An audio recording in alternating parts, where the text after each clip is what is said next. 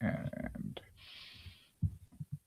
good morning. It is Tuesday, June 16th, 9 a.m. Pacific time. Nathan, good morning, and uh, welcome to AIAM, I guess. Good morning. We're back at it for another full day, I think it's going to be, of AI analysis. We've got some interesting stories that I'm just waking up to in some cases, and looking forward to our guest today. We've got Liron Shapira from Doom Debates, who will, I think, among other things, make the case that this whole Fable ban is a good thing, if only because it breaks the ice and nobody can ever say anymore that the government will never take any action. Then we've got Sam Hammond, who is, I think, an incredibly interesting and often heterodox thinker and economist who has thought harder and more outside the box about what the AGI future could really look like and what it means for governments than just about anyone. So I'm very interested to get his take on who has what leverage and what, escalation dominance and all that good stuff in the USG versus Anthropic round two that we're living in right now. And we've got Matt McKinney, who's the CEO of a company called Loop, which is bringing AI to logistics. And certainly we've already had great benefits from logistics in our lives as we get things next day, or even in some cases now we get a drone dropping stuff off at our homes from Amazon in an hour or less. So interested to learn more about what they are doing to further optimize logistics and even more smoothly get the gears of commerce turning. Before we get to all that, what's top of mind for you as we head into the day?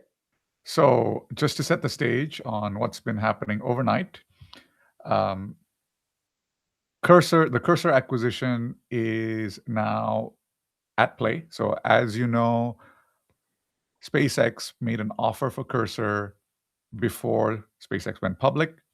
The deal terms were $60 billion valuation for Cursor, paid in shares. After the IPO of SpaceX within 6 months, and a break fee of $10 billion if SpaceX did not end up buying Cursor. As of this morning, it's been, I would say, 3 days since the IPO, three market days, and Elon has decided to close on the Cursor acquisition. SpaceX shares are up 40% since the IPO. So they started off at 135. They're roughly at about 210 right now.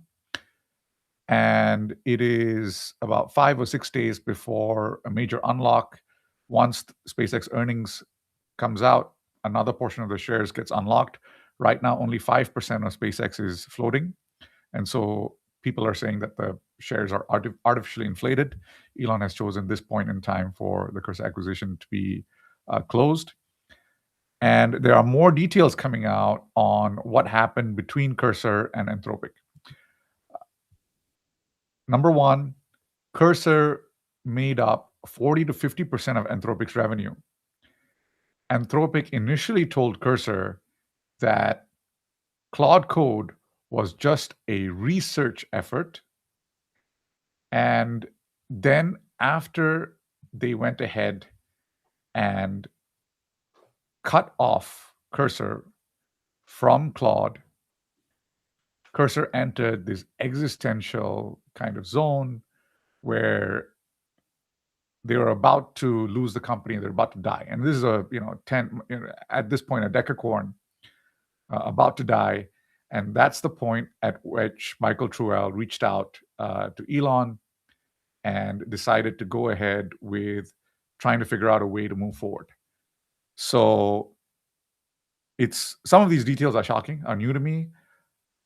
What do you think of this position that they've been in, Cursor and Anthropic and X, basically SpaceX, this three-way kind of rivalry / partnership? Yeah, what tangled webs we weave when we start to do deals in the AI space. I guess, first of all, that's a lot of their revenue. I don't know. Do we have a date on when that was? I assume that the revenue concentration now for Anthropic is way lower in Cursor than it was before. They're, with them now doing I think the latest number is 47 billion ARR. I guess it can't be more than 5-10% of that would still Mhm. be Cursor at this point. So it's probably still material and not a customer that any business would like to lose. But it does seem like the demand for Anthropic models, and particularly if they can get Fable out of the penalty box, will be high enough that I wouldn't even really be surprised, if they totally lost Cursor as a customer, that they would just kind of, you know, in a quarter that would all be very distant memory, and my guess is the curves will continue to look great for them no matter what. So I'm guessing they don't care too much as sounds kind of crazy. I'm guessing they don't care too much about the revenue. Um, I also, I don't know if you could tell me with confidence, like exactly what was the nature of the shift. As far as I know, they didn't fully cut them off, but Mhm. just kind of said you can't use the Claude Max token in these other products, right? Now, there's also been, I just got an email from Anthropic yesterday, if I understand correctly, that said that they were reversing that, or I saw that on the timeline too. Um, so it seems like there may be some response to pressure there, um, which is surprising, because it seems like they've been in sort of demand destruction mode where they're just like, we just can't serve all this stuff, so we've got to find ways to prioritize, price discriminate, whatever. Let's see if we can find that, because that is pretty important, and I did have that up yesterday. So what I believe what happened with Cursor and Anthropic is that Cursor was essentially eavesdropping on the tokens that customers were generating, and eavesdropping, and then they were distilling. This is the, you know, this is the nuts and bolts of it. They were distilling using customer tokens. And what Anthropic ended up doing was cutting them off from that process. I mean, it wasn't certain that they were eavesdropping, but the way that the tokens were being sent, they could be eavesdropped on. And Cursor was obviously had its own models, and they were doing model routing. So if the query was complex enough, they'd send it to Claude. If they could handle it, on their side, they would, handle it on their side. And so Anthropic got upset because they were distilling, and they were distilling in a way that Anthropic felt was unfair. Open Router is also passing through tokens, but Open Router did not do it in the same way. And Open Router does not have a model of its own. It's not building a model. It exists to route. So routing alone is fine.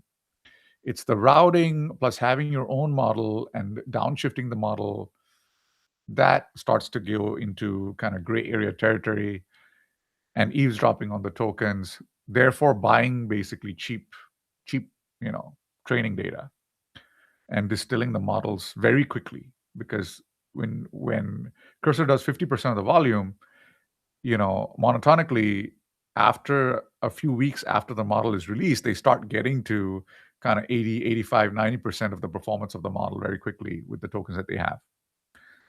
So I think that was the major issue. I think somewhat of a similar issue was the OpenClaw thing.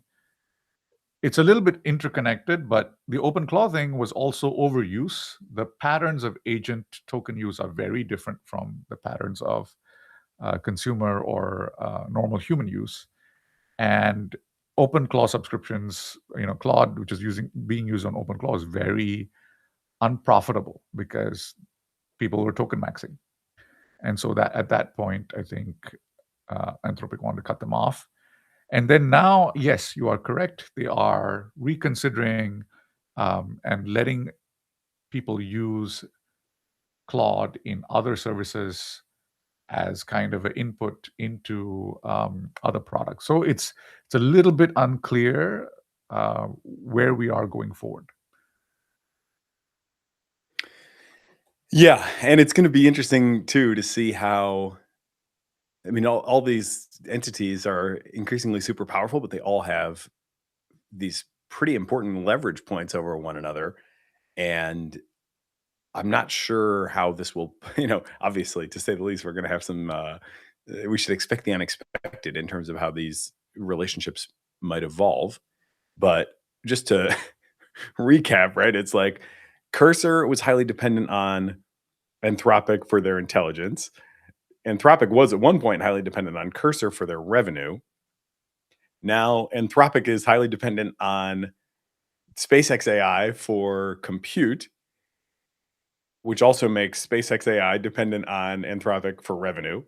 But now they're also buying Cursor to get the data, a lot of the data presumably having come from, in some way, shape, or form, Anthropic, which has a policy against allowing competitors to use their models and has been pretty aggressive about it. But I haven't heard anything about the details on the level of like when XAI agreed to rent the compute to Anthropic, did they get some concession on that point that they wouldn't be cut off, or that Cursor wouldn't be cut off? This is all extremely confusing. And I guess I ultimately think maybe it's good. I'm still on the one hand, like, yes, the public probably deserves some upside in these companies because one, the data, is kind of humanity's common inheritance. So I think that, should be honored. Yeah. But two, we're definitely backstopping this, right? There's no way that the federal government is not bailing out this mega corp. The more I see all these things happening, the more I'm like, yeah, if it really comes down to it, this circular flow of funds and investment will be monetized. I can't imagine it going Yeah. another way in Yeah. a crisis. So yeah, let's get some of the upside too. And then, does it sort of take the edge off of the competition? I mean, it seems like it maybe has a little bit. Elon is like tweeting nice things about Anthropic now instead of tweeting mean things, and that's at least something. It's also just amazing how $60 billion, I mean, the dude has a really, to say the obvious, just a really remarkable ability to somehow make very expensive things seem affordable, right? I mean, to buy this company for $60 billion, which I think another signal of that is, yeah, the model companies are just kind of these black holes absorbing everything. I mean, that's been a theme, but this is another indicator that, like, if Cursor can't even escape the black hole gravity of the model companies, who's going to, right? Who's not going to get burned up by that? And for them, it's a successful outcome. So that's great. If you can get to $60 billion and sell your company, obviously you've won. But it's still, I think, telling that they didn't want to stay independent, right? That they didn't see a path to joining the top tier or to something, better than this, because they were sort of, because they, in some sense, quote unquote, owned the coding market. All that distribution, all that, and the switching costs are so low. Their supply chain vulnerabilities, are so high that I think this is a great outcome for them, and I wouldn't be too. It seems like we do have kind of a musical chairs sort of thing happening where I do wonder what's going to happen to companies sort of, let's say, greater than 4 in any given space. If we think there's like 4, really big centers of gravity that can, dole out tens of billions of dollars a handful of times to pick up whatever coding leader they want to grab or whatever. I think this will probably happen again. We've seen a little bit of it, but my guess is it'll happen and it'll be even bigger than it has been so far in like biotech, for example. And it might happen again in material science. I think it'll probably happen in these different domains where there is enough value that you want to that these companies will pay up to buy their way to the front of whatever new market they're turning their attention to at any given time. And when you're a multi-trillion dollar company, you can drop a few tens of B's here and there, and it's really no big deal. Um, but it does seem like we're going to see this kind of crazy two-tiered outcome play out over and over again, where you'll have competition for the cursors and the um, I'm not even sure really at this point who the biotech players will be, but I think that'll happen again there, presumably. And then, what happens if you're a company 5 through a million in that space? I don't know. It's tough for me to see a way through for a lot of these guys. What do you think? I I think it's really a function of engineering talent.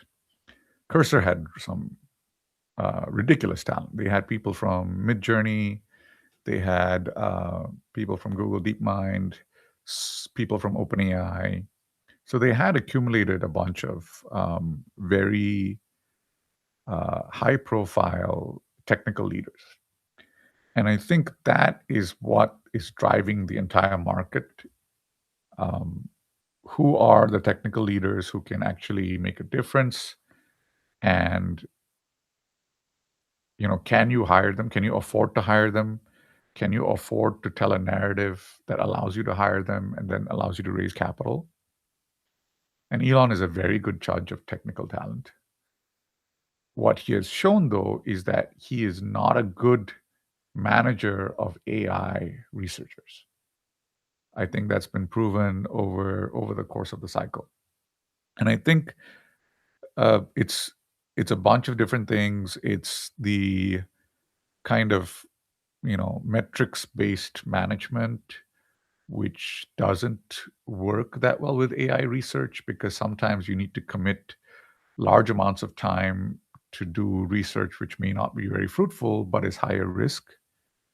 And one of the things that I think ended up happening in XAI is that he needed to be at the frontier so quickly in order to raise capital again that he pushed the team into fast following instead of allowing them the room and space to exceed the current frontier. And in order to exceed the current frontier, you have to take risks, like research risks, and those research risks necessarily may not pay off in the short term. And I think that dynamic he was not able to manage, or you can't say he wasn't able to manage because he did make the capital window. I think the constraints that he had to make the capital window made it such that he had to manage it that way, and he did. So it's not that maybe given the time and space, maybe they will make it. Maybe the Cursor acquisition allows him to outsource his AI research team to Mike Terrell and let them run the research and gives them the breathing room to actually exceed the frontier rather than being a fast follower. So I think that's really the dynamic on the technical side, and I think that's really what drives a lot of the acquisition activity. There's another acquisition rumor right now. Tenstorrent, Jim Keller, he is a renowned chip designer, and they're in talks with Qualcomm for a $10 billion deal. 10 billion is a lot for Tenstorrent. Tenstorrent is still very early stage. But Qualcomm lost their entire AI chip team, which they bought from Nuvia. So they lost the entire team. They bought it, everyone's left. Qualcomm is mismanaged, dramatically. And so they're buying another team. And compare this to the acquisition of Grok by NVIDIA. Grok had a product and was in the third generation of chip, and they got acquired for 20. Right now, Grok is looking awfully cheap, awfully cheap for an acquisition that was less than 12 months ago, right? So the market is moving very quickly, and I think having those pools of technical talent, groups, engineering teams that are able to work together makes an enormous difference in whether your company is able to actually, get to the frontier or surpass the frontier. And I think that is being discovered right now, that it's easier to buy these teams than it is to build from scratch, because many of the CEOs of the major firms are just too big picture and they cannot manage these teams on their own. So it is what it is. Yeah, chips is another great example. I just looked up Cerebras stock. It's 45 billion market cap. And, it's again just crazy that by any previous measure, that's a massive success. And it's also the kind of thing that any of these 4 or 5 frontier companies, depending on how generous we want to be in our inclusivity in tier one, um, could just pick them up on any given day, and it wouldn't really be a huge deal. It's just that is wild. Um, where else does this happen? Robotics is another one where I would expect to see a kind of musical chairs game play out. I don't know how it doesn't happen that way. I mean, Google has their own internal effort, and a lot of these companies have been founded by ex-Google people. Mhm. Obviously, Elon's got his own effort, mostly at Tesla, I think. Not exactly at SpaceX AI, but obviously those lines are kind of blurry. I feel like there's research going on, certainly at OpenAI, and I'm presumably Anthropic, although I don't know about Anthropic's robotics efforts specifically. Um, but it just seems like, at some point there's going to be a similar kind of dominoes fall in that space. The difficult thing about robotics is that I think the physical parts are also important, the actuators, and there is a iterative cycle of improvement on them. And the only the only team in the entire big tech space which is able to iterate on physical product is Elon, right? So no one else wants to do with mechanical engineering. Everyone else wants to do electrical engineering, computer science, right? So it remains to be seen. Even the Waymo cars are outsourced to a Chinese manufacturer, I believe, Cherry Automobile. So they're being produced by a Chinese manufacturer, shipped over here, and then programmed.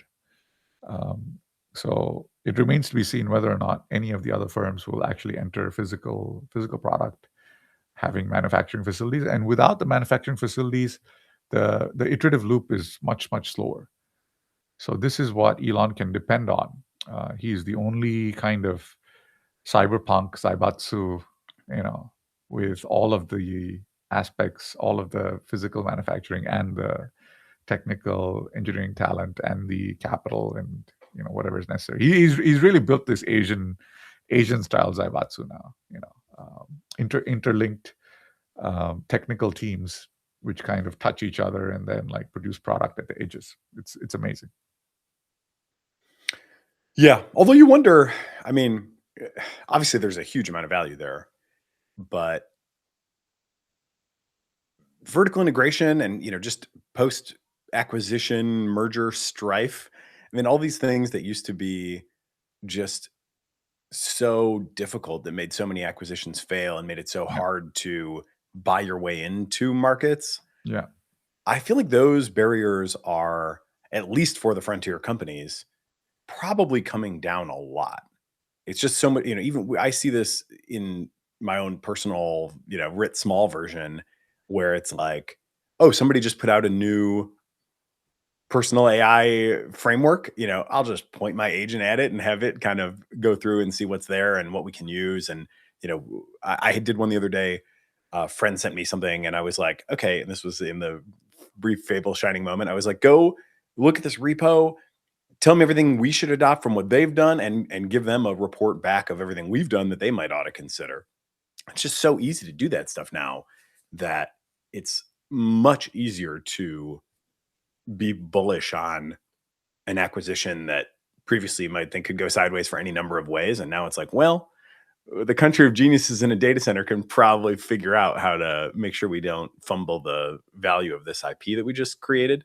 Mhm. And, vertical integration just seems seems so easy compared to what it used to. I don't think it's easy, but it used to be like extremely hard, and the kind of thing as you're saying that only um, maybe one person in all of America could really do in this way. And Mhm. now I'm like, I don't know. It seems like there's at least a few companies that could make a real run at it, and I wouldn't want to bet against them. Very, very true. Yeah, I was talking to a friend yesterday, and he had just sold a company. He had the data room. All of the data room was created by Claude, and he had Claude go through their own databases, pull out all the information that was required, format it nicely in the required format of the other party, counterparty, and prepare it, and good to go.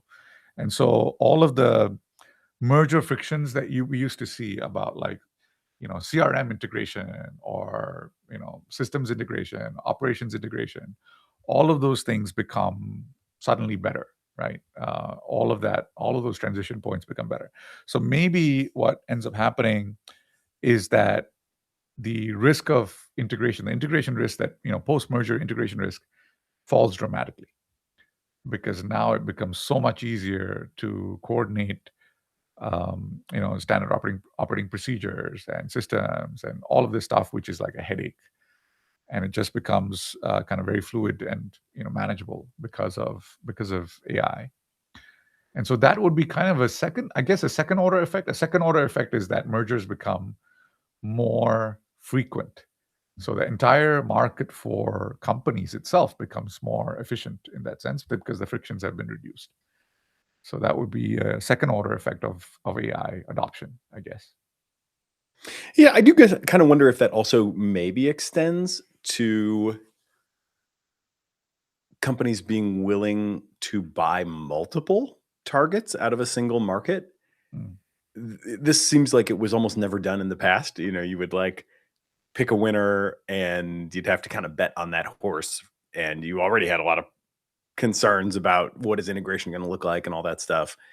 And to think about buying, two previously competitive robotics companies and trying to fold them both into your megacorp would just be considered a crazy thing to do, I would say, in almost all cases previously. But maybe if there's one way to tell a story where we escape the musical chairs dynamic of four or five, companies kind of make it into the big tech conglomerates and the rest are kind of left to wither. Maybe there's enough value in 6, 7, 8, 9, 10 that it's like we'd rather buy them than outcompete them.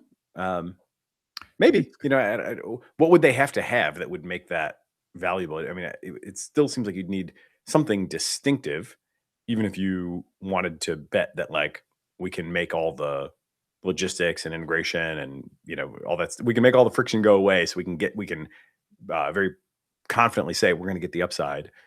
I'm still not sure how much differentiation there is, and probably varies quite a bit market to market. I guess. Yeah.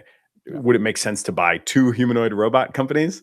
That seems like a harder story to tell than maybe two bio foundation model companies, that might have like more distinctive approaches. But maybe that's just a lack of imagination for me, and as I conceive of the robot market, I don't know. It's interesting for sure. I uh, I wonder whether we're already kind of seeing that, because Cursor is being acquired for talent plus distribution, right? So Elon is not acquiring Cursor for its compute, for example. It doesn't have compute. Other companies get acquired for compute but not talent. So you might have a data center company that gets acquired, and then you just get rid of the entire team because you wanted the land, the permitting, all of the above, but it's not that interesting for you to acquire the rest of it, right? So but perhaps we are already kind of seeing that. I I have pity for people who need to compete with Elon now, because yesterday the stock price went up 10% and he made $160 billion, which is more than Warren Buffett has made in his entire career. And that's just the delta on, like, the stock price movement of 10%. So The urge for Elon right now is going to be that he's going to lever up the shares, because he's never going to sell any shares. He can't really, unless he wants to pay some taxes on it. So he's going to lever up the shares. So you're going to see kind of like, Heaven okay, forbid. yeah. So he's going to take like 100 billion, go to JP Morgan, and he's going to like, they're going to lever him up collateralize 3 to 1. So he's going to get probably about 30 billion. That 30 billion is a piece of equity, and that with that equity he can bring in other equity. So that 30 billion allows him to go out and raise another 70 of equity, and maybe another couple of hundred of debt. So he gets like, off that 30, he's going to lever up again another 300 or 400. Then he's going to go out, he's got to do something with that. So that, I think, is going to be the TerraFab. A number of these other projects where if he puts them in right now, the cash flow is not that good and the capex is large. He's going to use his own personal funds to put the capex in. Then he's going to do this kind of merger story that he did, and feed the SpaceX beast over time. So Elon, with like several hundred, as I said, like SpaceX until now, total capital raise has only been about like 20 billion. And so, excluding the revenue, of course, and now he's got like 200, 300. God only knows, what he's going to be able to do that. Yeah, let's hope Mecha Hitler just remains a hallucination. On that note, perhaps a fitting transition to our first guest of the day. Liron Shapiro is the host of Doom Debates, a YouTube channel where he has found quite a bit of success in bringing people from really all walks of life on to discuss how scared we should be of AI and just how high our P-dooms should be. So, Liron, I'm excited to get your take on recent events. Obviously, never a dull moment in the AI space. The thing that caught my eye most from you over the last few days was when you said, basically, I want the government to be willing to take action on AI issues so badly that even if this whole Fable ban turns out to be totally boneheaded and unjustified in some local sense, you support it, or you're at least happy to see it because it breaks the ice, and now nobody can ever tell you again that it's impossible to imagine the government doing anything. So give me the double click into that story, and then I'm sure we'll have plenty of interesting directions to go. Hey, Nate, great to be here. That's exactly right. I'm a simple man. I see AI getting paused. I feel good about breaking the Overton window. The government can do it. It's that easy, guys. This is a precedent. Overall, I'm happy. You can talk about the nuances. It was done like a clown show. It was done for bad motives. It doesn't really consider China or a treaty or anything. There's a lot of problems, but I'm really happy about smashing the Overton window, where now tech folks don't think that they're like in a bubble or they're untouchable. Like, it happened, guys, we can only go from here. I actually agree with you, because I think was a little bit delusional for tech to feel that it wasn't going to get touched, and the government just has so many little, small and large ways to effectuate its power. So it was not that surprising to me that they kind of went through the left field and went with the export control rather than anything else. But it also strikes me that as they exercise this, we start also to go into kind of what we wanted to avoid. It's a little bit of small tyranny, right? I think several people on the timeline have commented. Dean Ball has commented this kind of unstructured regulation without looks kind of selective and vengeful almost, and it kind of starts putting you in this zone where I think tech people start to mistrust the government, because you also see, I think there's a lot of narratives on the timeline which are being leaked, sources close to, sources familiar with, and as they get leaked, it's not very certain whether those things actually happened. Would someone actually attest to that in front of Congress? Very unclear. And we've also seen this kind of behavior from the administration in other affairs as well, where You have multiple conflicting narratives. It's happening with the Iran war right now, where it's not even clear to Congress what the deal is, and you have different people saying the deal is a different thing, right? So, where do you think that puts us? It's great that it's happening. I understand you feel it's great that's happening to AI right now, but does that put us in a position where it's detrimental to the body public, at large? Well, I think your analysis, you're weaving together a few factors, but I think the elephant in the room. I hate to get political because when it comes to President Trump, he's a mixed bag for me. I don't have Trump derangement syndrome. I don't love everything he does. I don't hate everything he does. But I think the common thread with Trump is it's just a mess. Like it's not like disciplined, right? And I think we're definitely seeing that on display right now. I would argue we're seeing that on display in the Iran war. Previous administrations, there was just more pressure to have logical consistency, right? Some kind of narrative. And this is another one of those cases where you see people in his administration saying all these justifications why something happened, but then the next day it's like, oh, it happened for this reason, right? Like, oh, Dario did this, he wasn't responsive to us. That's why we're doing it. And then Anthropic's like, oh no, he was responsive to us. And it's still not clear exactly what did Fable do that was so dangerous, right? Because Anthropic is like, oh, this jailbreak is nothing special. And the Trump administration is like, oh, well, our secret source, Amazon or whatever, right? They're telling us that it is dangerous. So I hate that it's a clown show, right? I hate that this is how humanity is operating. I'll take the win that it's a pause, but like I also think it's probably time for a new administration.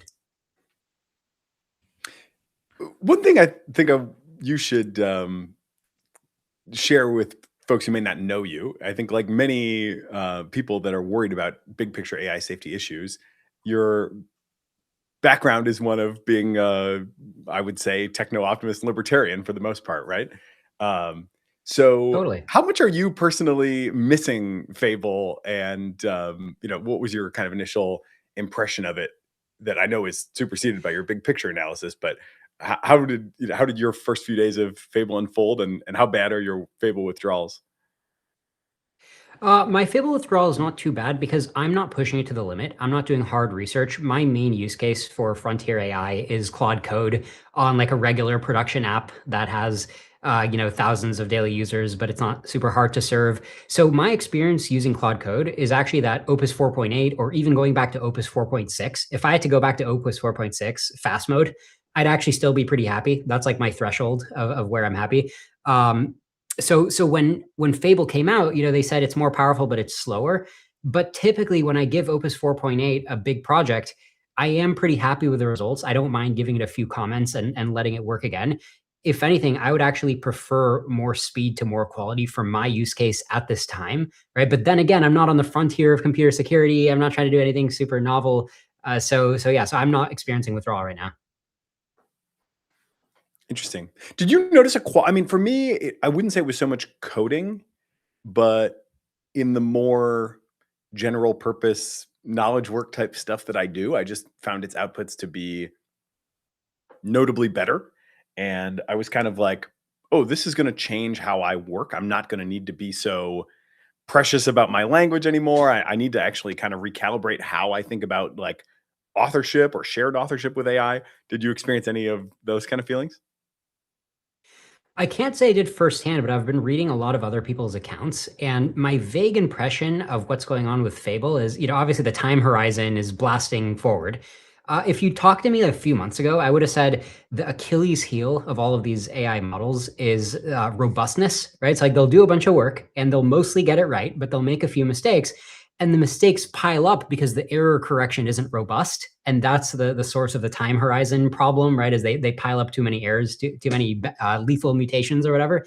It seems like Fable subjectively has more of this meta process where it can like go back of itself and be like, oh no, let me fix this, right? So its time horizon is longer. And this also relates to some buzz I've been hearing from random people who are on the frontier, which I don't quite include myself on, but like I've heard this from Anthropic employees, and I think Gary Tan was early to this. This idea that you have multiple roles, right? You have like a company of agents, and they can reflect on each other. And one of them's whole job is quality control, right? And one of them is like the project manager. I think this idea of like the swarm of agents might get us past the robustness hurdle and unlock a new time horizon. And how scary is that for you relative to your kind of big picture fears, right? I mean, you can give the briefcase for doom if we don't change course better than I can. But I'm also interested in how far you perceive us to be now on that on that curve, and also what in the like system card, or the sort of the interesting new behaviors that we've observed from the Mythos Fable models are kind of most catching your attention, or you think are kind of underappreciated by people who are not so focused on watching these leading indicators as you are. I'm glad you're asking about the end state, because everybody's got their head, 2 inches in front of their nose. Everybody's like, oh my God, more tokens. What's going to happen next? Are AIs going to be replaced this role? And it's like, yeah, these are interesting questions for the next 12 months. But to me, it's pretty clear that we can predict some properties of the end state. Like the end state will involve the human brain being worthless at thinking, right? I just don't think we're good at thinking on any dimension, right? So yes, we still have a lead, even though AI can do all this stuff. It can't do everything better than us. I think we can pretty robustly predict that this is going to stop. Will it take more than a year? It might. So we can talk about, do we need another paradigm? But if we fast forward, let's say 10 or 20 years, right? It's probably more than enough time to make this happen. I just think AI will have all the skills and it'll just be like overdetermined.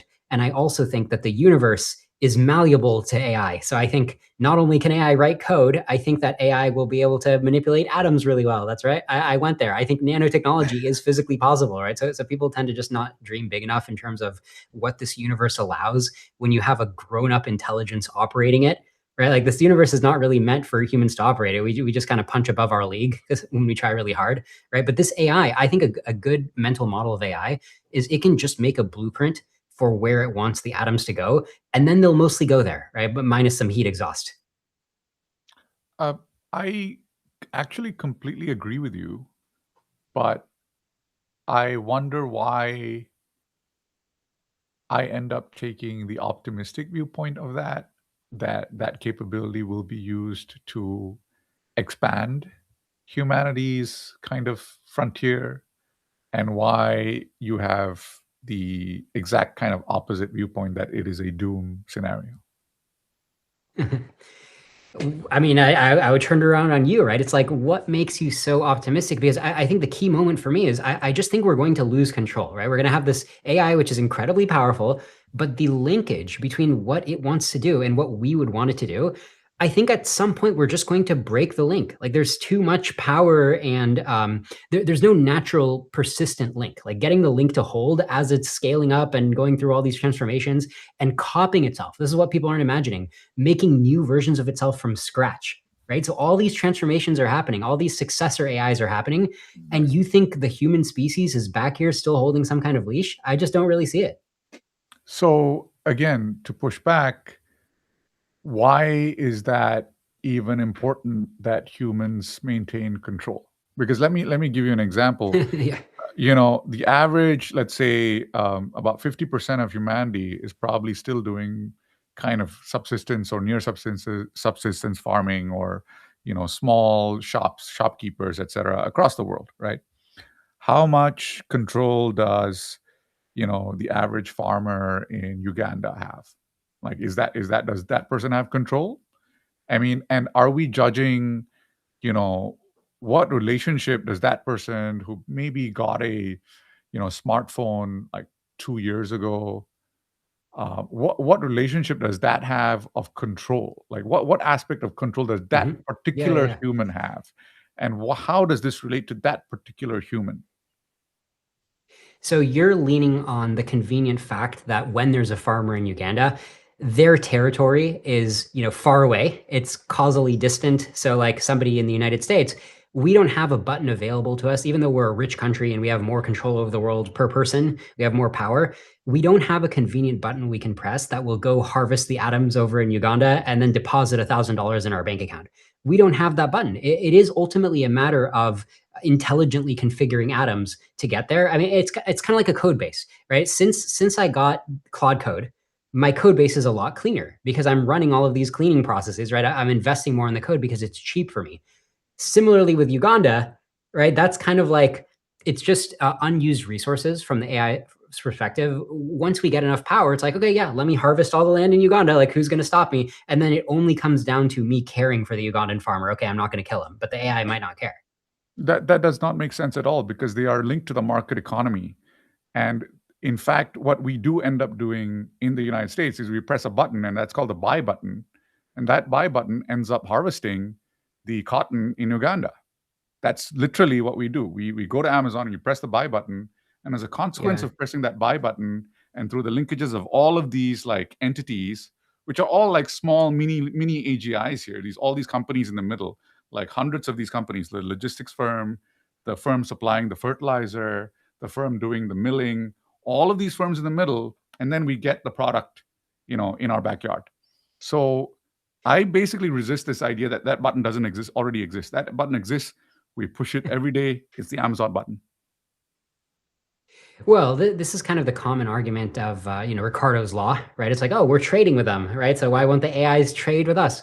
But we don't have the button called harvest the atoms, right? Because that would be a better button if we had it. No, I'm pushing back here because you're saying that we don't have control, and you're saying that these AIs will have that control, and we're like right now humanity does not have that control. I'm saying humanity already has that control on that particular farmer in Uganda through the market economy, and Oh, this does not really differ whether you replace the market economy with a buyer who happens to be an AI. It's basically the same, right? I think you may not be realizing how many preconditions are necessary in order for a market to be the relationship that emerges, right? Because we as humans, like you said, we're used to being in this kind of market trading relationship with other humans. Yeah. But you might also note we're not in a market trading relationship with the other animals. Cows, we don't really let them buy turf. We kind of decide where the cow's going to live, right? So I think you might end up with that kind of relationship with AI versus human in terms of the power differential. So this is a question of control, right? It's a question of like, do humans lose control to AI? And I was pointing out that that particular human in Uganda does not have much control anyway. And there's no real control loss in that sense. So I just don't see how like 50% of the global economy consists of basically farmers who are trading. And I just don't see how much control they have to lose. And I don't see why this matters to them at all. I think it matters to like, let's say the leadership at like a big tech firm. Yes, it definitely matters to them because they have control over the tech sphere. I don't see how this matters to most of the global economy or most humans in general, actually. Well, so you're basically asking what's the discontinuity or the disanalogy, right, between the farmer today and that specific farmer after superintelligence. Yes. So very simply, it's the benefit of harvesting their resource or destroying their resource will exceed the cost. So like right now, why don't I personally take the farm besides caring about it? Why doesn't the US take over Uganda? It's just not high value to us, right, to take over that land. We think that our intellectual property and what we can build here in the US is already much more interesting. And also, we believe in moral rights. That's a factor too, right? Sovereignty. But from the AI's perspective, I mean, you can also think about side effects, right? Let's say the AI wants to turn the planet into a factory to produce probes, right? So it can participate in the land grab across the galaxy, across the universe. Okay, so if you're building probes, Eliezer Yudkowsky pointed out, you want to run the Earth really hot, right? So that's your preferred temperature, and the oceans will probably boil away. As long as you can radiate away the heat, the temperature is good. But that's going to be a higher temperature than humans can live in open air, right? So suddenly you can't just be chilling as a human. It really is up to the AI to decide who gets to live where. So there's a couple parts of that story that I think people just have extremely different intuitions about.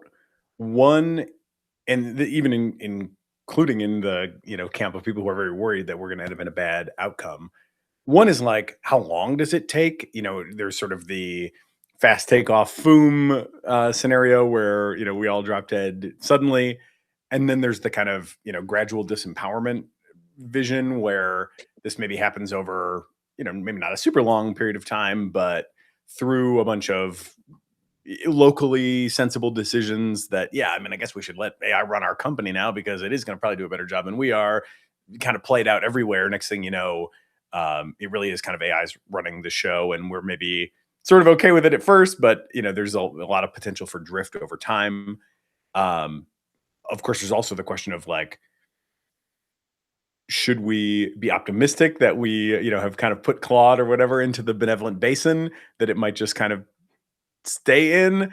Or, are there a lot of ways that it's going to inevitably roll out of the benevolent basin into some other, even lower, point in its loss landscape that we're not going to be so happy with? We don't have time probably for your full arguments on all those points, but maybe at least tell us where you are on a couple of those big questions, and then use that to then sketch out. We now have Anthropic and OpenAI saying that they're at least open-minded to some sort of coordinated slowdown, right? Not like the one they just got, handed to them by the Trump administration. Yeah. They don't want that kind of haphazard pause button, but they're into something, or they're at least open to something. And now that of course leaves us with the question of like, well, what should that look like, right? I mean, what exactly are we pausing? What exactly are we banning? And there, I actually don't know too much about your position in terms of, concretely, what should be stopped, what should be slowed, what should have limits, what limits should maybe escalate or even be reduced. I know there's been proposals for like reducing compute limits over time. And do we end up in your vision, like figuring this out and getting to an AI win? Or is there no AI win, in your mind possible, and we just kind of have to steer some other direction for humanity's future? I know there's a lot there. You can use the rest of the time if you need it. Okay, sure. Okay, so my worldview, my outlook right now, it's what I call the Icarus graph. I feel like nobody gets this, right? Everybody's like, no, I think the world is good. It's going to go this way. And some people are like, no, we're terrible. In shitification, right? It's going to go this way. And I'm like, no, it's Icarus, right? We're going to fly closer and closer to the sun. It's going to be great. And then we're going to do a 180-degree turn and plummet down to hell. So basically we get a taste of heaven and then we get hell. So you have to ask me then, okay, so where on the Icarus graph do we stop? And it's a brutal question, right? Because it's like every day, I'm enjoying the flight as much as the next person, right? It's like, yeah, give me the next Claude, make my code faster. Great. Help my business run better. And make me better AI videos. So there's no natural point in terms of like when it feels right to stop. I just think it's important to stop before capabilities get to a runaway point. And we've been kind of frog boiled to be like, oh, each model comes out and like we're doing great. If we could stop the clock now, would I turn back the clock? Would I lose Fable? Would I lose Opus? No, I'd keep it all, right? Like I still think, we're playing shuffleboard, we're playing Icarus. Like so far, so good, right? Should we bet again? Should we keep betting until we lose? Like, it's a crazy tough question. I think the Eliezer Yudkowsky, the turkey graph kind of, exactly. Although the only difference with the turkey graph is each day of the turkey's life is actually better, right? Not only is it living longer, it's actually living better and better. So the turkey is really, happy with its life. So I think the Eliezer Yudkowsky Miri position, which I agree with, is just like, we don't know when to stop. So let's get ready to stop. At the very least, let's get ready. I would probably stop today. I would stop and I would be bummed. I saw a food influencer say this about how she like eats chocolate, basically. Like, yep, I just ate this chocolate and now I'm bummed. That's what you got to do. That's what you got to do. Like don't reach for another chocolate. Like just sit there and be like, this is the prudent place to stop right now until we have any idea of some kind of theoretical method by which we understand what a superintelligence wants to do and what an equilibrium state of a superintelligence looks like. That's actually something Miri was trying to study. Identifying equilibriums that are plausible for superintelligences. There's actually a rich vein of theory there that's highly neglected today. Let's do some theory there. Maybe then we can unpause. I think that's got to be the best plan. And so I think the number one leverage point here is just like repeating, get ready to pause, right? And like you said, OpenAI and Anthropic, they said it. They said, let's try to get ready to pause. So I would love to see more people saying it because it really has to be a giant groundswell. I mean, if you take a step back and you look at, over the next 2 years, about $1.5 trillion of CapEx being spent. And then you calculate the return on equity required in order to make that CapEx worthwhile, or, to repay that, it basically puts you in a position where if you pause, you go into a depression. So you have to have, you're going to have to deliver the economic growth that this $1.5–2 trillion has been spent on. And that indicates that you're going to have to grow, right? In that 2027, 28, 29 period, you're going to need to see that growth, or else we go into depression. And when you offer the choice to the public or policymakers, hey, you can pause because of this vague and unspecified claim of disaster in the future, or we can, and in addition to that, a guarantee of a depression, because those GPUs cannot be used for anything else besides compute, and that compute that is useful is AI compute. And you give them a choice between a depression state, your 10 largest companies basically getting their stock price slashed by 90%, and this vague and unspecified claim of disaster. I think it feels, at this point, maybe it would have made sense, and you guys were on this like way, way before, and no one was, not enough policymakers were listening. But at this point, it is a very hard sell to make this case to policymakers. Well, I agree with you and I disagree. I agree with you because, like I said before, yes, we're all going to be bummed. Even forget about the economics, right? Like the scientific breakthroughs, right? The medical breakthroughs, right? Nate was talking about his son. Like there's no decelerationist in the hospital ward, right? I totally agree. And I'm sure the next time I get sick or an injury or whatever, I'm going to want the latest frontier model, right? So I'm going to be bummed. The only thing I'll say is when you then mix in the economic element and you say, oh, we're going to have a depression, I actually think that is unnecessary. You don't really need to mix that in because, first of all, I don't think we're literally going to be in a depression, right? Like realistically, we'll be fine. It's it's just money that's already been spent. Like we still have plenty of resources. But the other factor is, I actually think that all of these valuations and all of the build out that's happened so far is actually just perfectly congruent with using the AI we have today for the kind of applications we've already discovered today. Like that should actually be fine to create more trillions of dollars of value. I don't even think that the market caps reflect the actual singularity. So I think we've actually got like a glide path if we want to pause. Do you think that we could localize the pause a little bit more to, for example, some sort of operationalizable ban on recursive self-improvement? I know you did an episode recently with someone who was it Stephen Casper, who was advocating for a pause on like all research, and you were, I think, kind of like, oh, I'm not sure if we should, try to pause theoretical work on control or interpretability or what have you. And you're also saying like we can just run the inference. So I think that's a key thing to keep front and center. Is my understanding your proposal does not call for a shutdown of ChatGPT as it exists today. How narrow, like if there's a Pareto curve on the pause frontier, how much value of a pause can we get with how narrow of a pause in your mind? I mean, the vaguely, I would say frontier AI capabilities, right? But it's like if you'd asked me 3 years ago, I'd have been like, oh, might as well pause now. It's prudent to pause now. But then we kind of gambled and won. So from my perspective, we keep playing shuffleboard, right? We keep doing Icarus. We keep going higher and winning, kind of. But we're also getting closer and closer to the point of no return. So even though if it feels like we're winning now, we're also killing our ability to pause because we're so close to the point of no return. The last breakthrough, where after that, the AI takes over the research, and then we're really screwed.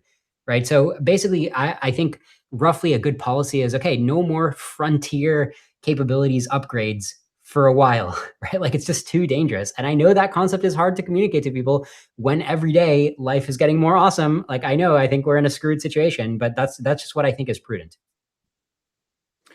Would you recommend any recent Doom debates for folks who want to go deeper on your ideas? Like where do you think this was kind of best hashed out, either recent or perhaps near future on the feed? So we've just been discussing policy, and that's really not even my wheelhouse. So there's no really strong policy doom debates. But if you just want to know the lay of the land from my perspective in terms of like the next paradigm that's coming and why I think it's going to break the trend, and it's not just going to be another nice LLM, it's going to be like a reinforcement learning monster that takes over the world. Check out my recent episode with Dr. Stephen Burns. It's one of the most popular episodes because he's an extremely deep thinker and he really lays out the coming future. Perfect. Thank you. Liron, keep fighting the good fight, man. I appreciate your tireless energy on this. And while I'm not maybe quite as high on the P Doom scale as you are, I certainly am not a dismisser. And I think you've done a valuable job for me personally in terms of pushing me to be more consistently candid about just how scary I think the situation actually is, even though obviously there's a lot of upside to everything that's been created as well. So I appreciate that from you, and I'll continue to follow the Doom debates for the latest, and I encourage other people to check it out as well. Thanks, Nate. Thank you, Prakash. Always a pleasure, guys. Thank you. Have a great one. We'll be in touch. Cheers.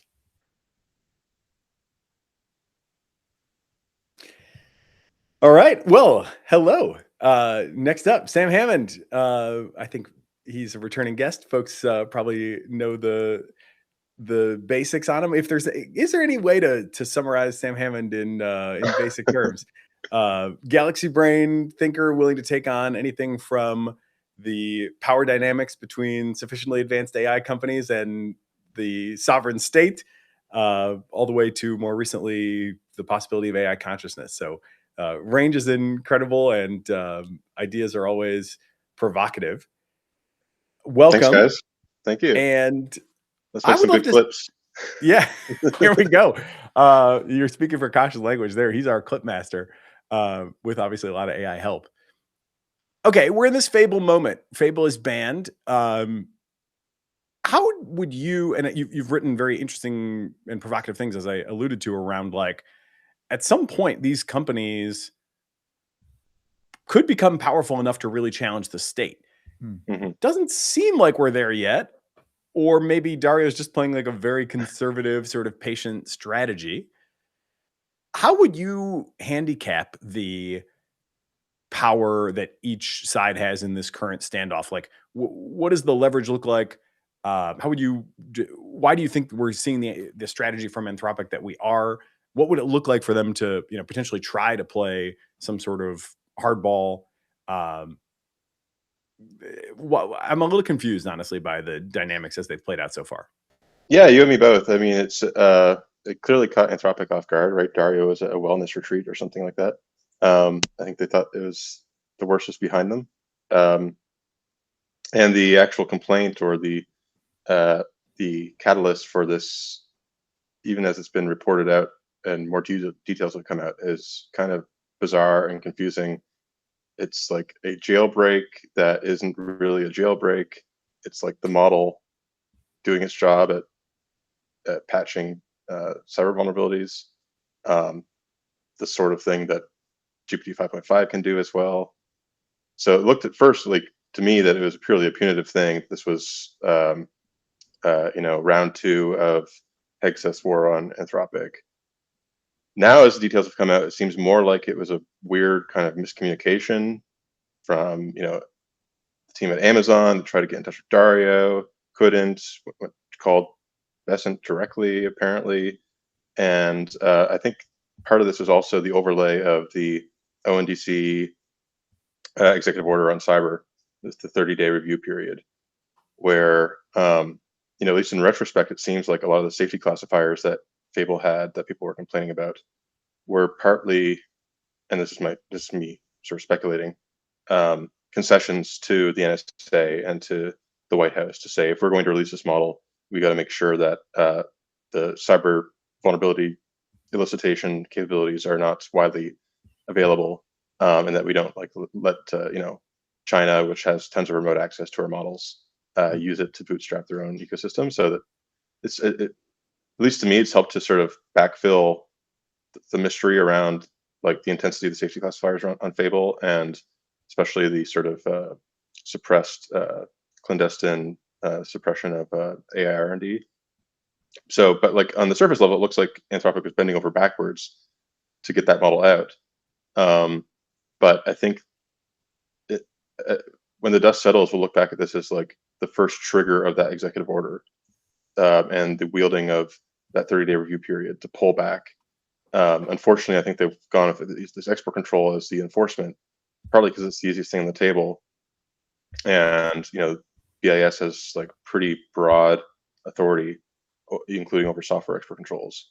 But the speed at which it happened, the lack of like forewarning, and the ultimate rationale make very little sense to me, and also don't really point to what the off ramp is, right? Because if the off ramp is you have to fix jailbreaks as an issue, that's not going to happen.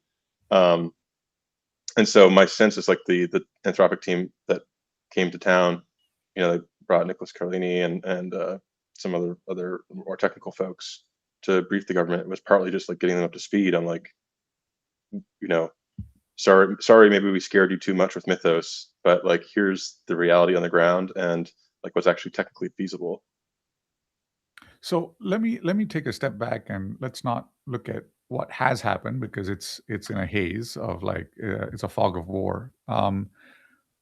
What do you think realistically the government can do, given that inside the government and government related entities, you have systems which are 20, 30 years, 40 years old. You have these older systems. It costs the government a lot of money to do IT work, right? Like a typical, I think healthcare.gov cost them like $1 billion, or some billion or 10 billion, some insane amount of money was spent on healthcare.gov.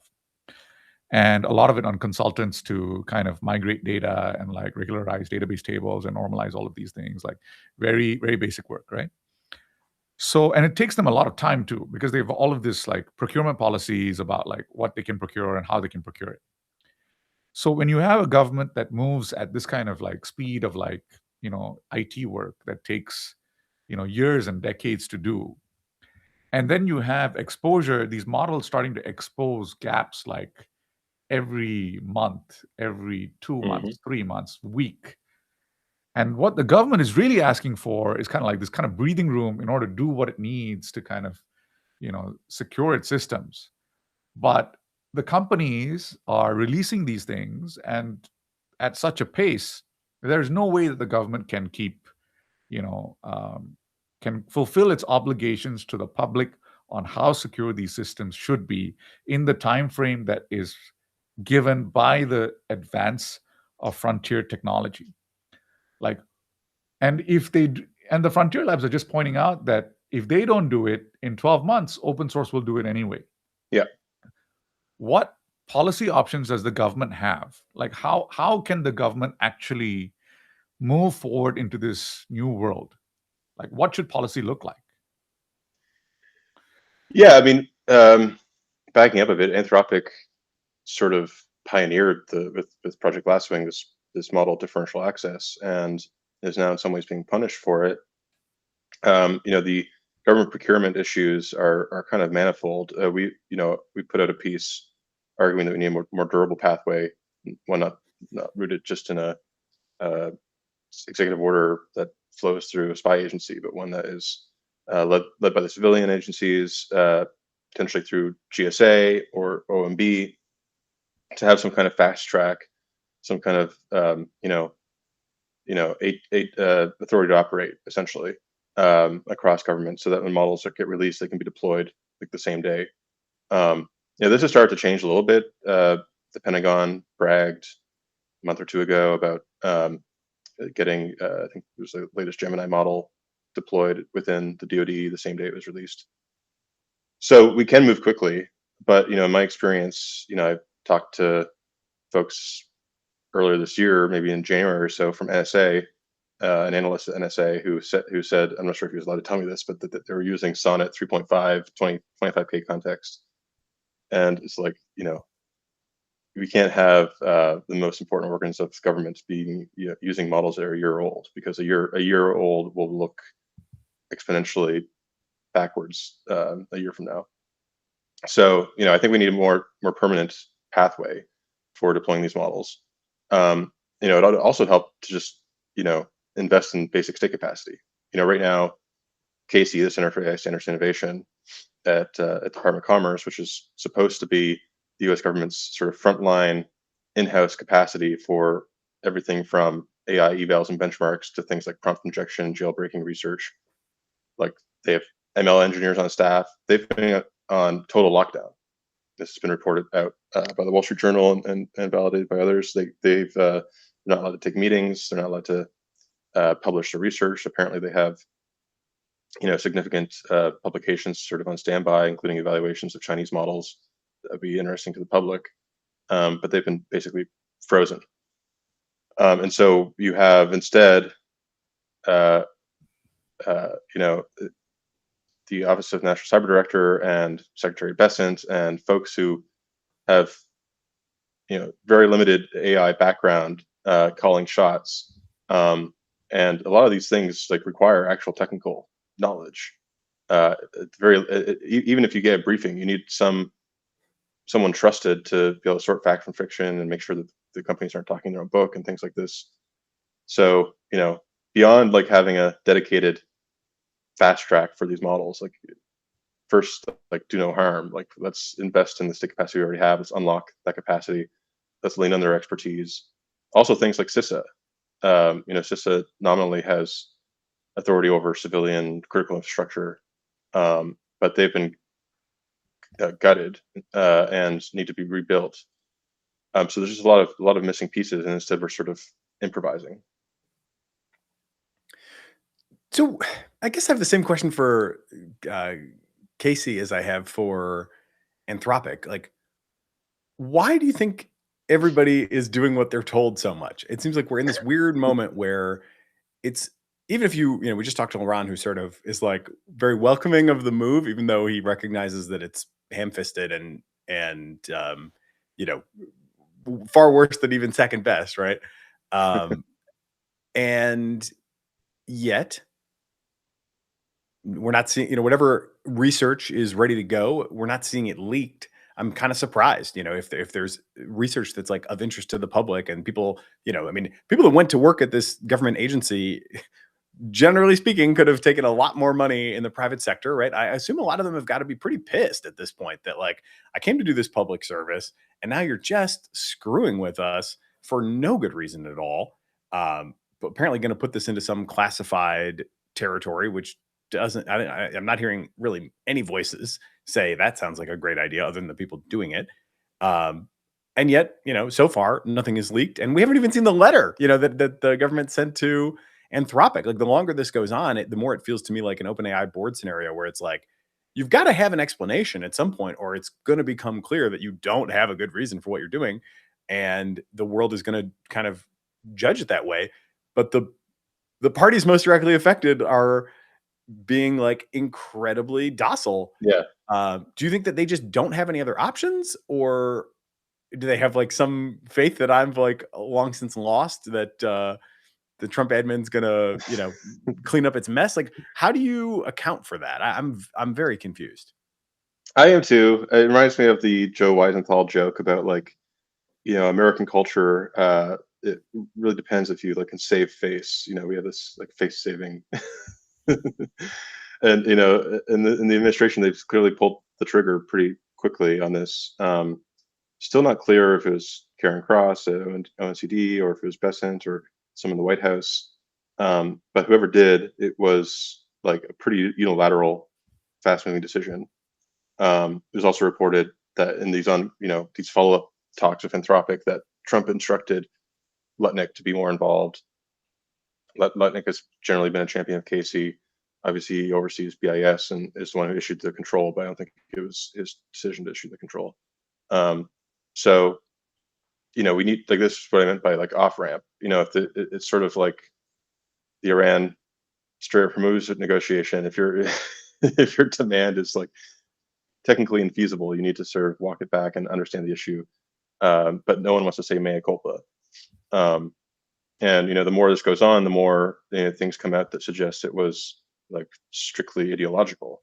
That there's sort of reporting about Anthropic just doesn't speak Trump's language, that the security expert they had to come in to review the report, you know, was had was woke or too DEI for their Had pink taste. hair. Yeah, had pink hair.